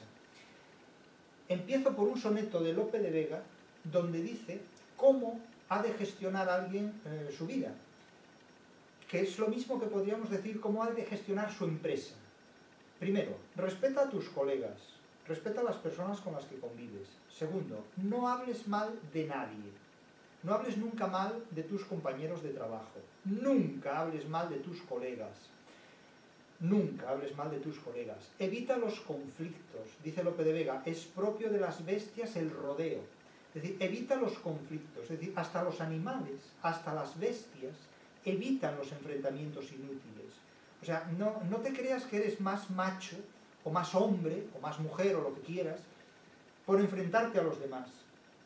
Razona antes de pelear. Es decir, piensa que no vale razón contra porfía. Es decir, es un código de relaciones personales, profesionales y laborales que se podría poner ese soneto como lema de cualquier actividad empresarial. Quevedo tiene muchos poemas donde advierte a la gente que empieza a trabajar cómo debe comportarse y cómo debe vivir una vez que tiene una posición laboral, económica y social. Cervantes dedica en el Quijote 2 capítulos a dar consejos a Sancho de cómo debe administrar el poder cuando se le conceda. Cómo debe gestionar el poder cuando tome posesión de él como gobernador de una ínsula. y le dice cómo debe administrar la justicia, con mucha prudencia, con mucha discreción. Le dice, no castigues con palabras a aquel a quien ya por ley vas a castigar con hechos. Sé siempre clemente, sé siempre prudente con el reo, porque ya bastante tiene con la situación en la que está, haya hecho lo que haya hecho. Es decir, no te dejes tampoco llevar por las emociones, ni de una parte ni de la otra. Juzga rectamente, juzga sabiamente. Y luego le da una serie de consejos personales. Aséate siempre, come con moderación, sé una persona prudente en tus costumbres, respeta siempre a los demás, nunca te jactes de ninguna de tus cualidades, no pierdas nunca el sentido de la humildad. Es decir, le da una serie de consejos que si en la práctica social, si se enseñaran esos consejos en las escuelas, habría mucho menos narcisismo. Pero como se le dice a los niños, tú eres perfecto, sin haberlo conocido previamente. Entonces, claro, en la literatura española del siglo de oro es un catálogo de consejos, insisto, para vivir con la discreción y la prudencia que te permite triunfar en la vida. Que no te dicen debes buscar la felicidad, no, te dicen debes sobrevivir, enfrentándote a una realidad adversa. Ten mucho cuidado con las apariencias, no te creas lo que te dicen, examina las cosas, cuestiona lo que oyes. Eso es lo que te dice constantemente la literatura española del siglo de oro. ¿Problema que tenemos? Pues que muchos de nuestros intelectuales y profesores de universidad, mis colegas, pues comienzan a interpretar el pensamiento crítico en el siglo XVIII. Y yo me pregunto, ¿por qué las obras de referencia de la historia de la literatura están escritas antes del siglo XVIII y no después de él? ¿Por qué? Qué curioso que cuando el mundo anglosajón toma la hegemonía del poder político y cultural, la literatura decrece. ¿Dónde está el Quijote del mundo anglosajón? ¿Dónde están los sueños de Quevedo de la cultura anglosajona? ¿Dónde están las grandes obras literarias de la lengua inglesa? Terminan en Shakespeare. Y para retrotraernos siempre al Renacimiento interpretado desde la Edad Media. Detectives y fantasmas. Es lo que rehabilitó el romanticismo. Agatha Christie, Walter Scott y Borges elogiando, ¿verdad?, a la cultura anglosajona desde Buenos Aires, disfrazado de inglés, frente a Gabriel García Márquez, que salió de la tierra y escribió una novela insuperable, como es 100 años de soledad, sin mirar a Inglaterra, para nada, ¿no?, evidentemente. Entonces, todas estas observaciones y consejos de la literatura española del siglo de oro ahorrarían al ser humano muchas consultas al psiquiatra. Lo mejor que se ha dicho de este libro, me lo ha dicho un psiquiatra, que dijo, tu libro evitará suicidios, me quitará clientes, pero evitará suicidios. Eso es lo mejor que me han dicho nunca sobre este libro. Y lo peor no lo sé.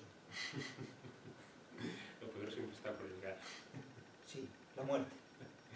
Si le parece, con estos sabios consejos de nuestros autores, porque son nuestros, sí, aunque los hayamos condenado sí a una especie de ostracismo que yo no entiendo muy bien, concluimos esta entrevista. Sabios consejos que a su vez inspiran toda su obra y este libro en particular, que yo también percibo como una condensación de muchas ideas que ha ido volcando en distintos vídeos, en otros distintos escritos, sí, y que condensa en este libro de forma particularmente sistematizada, y en ese sentido considero que para quien quiera incluso iniciarse en su obra es un buen comienzo. Sí, a mi juicio también, sí.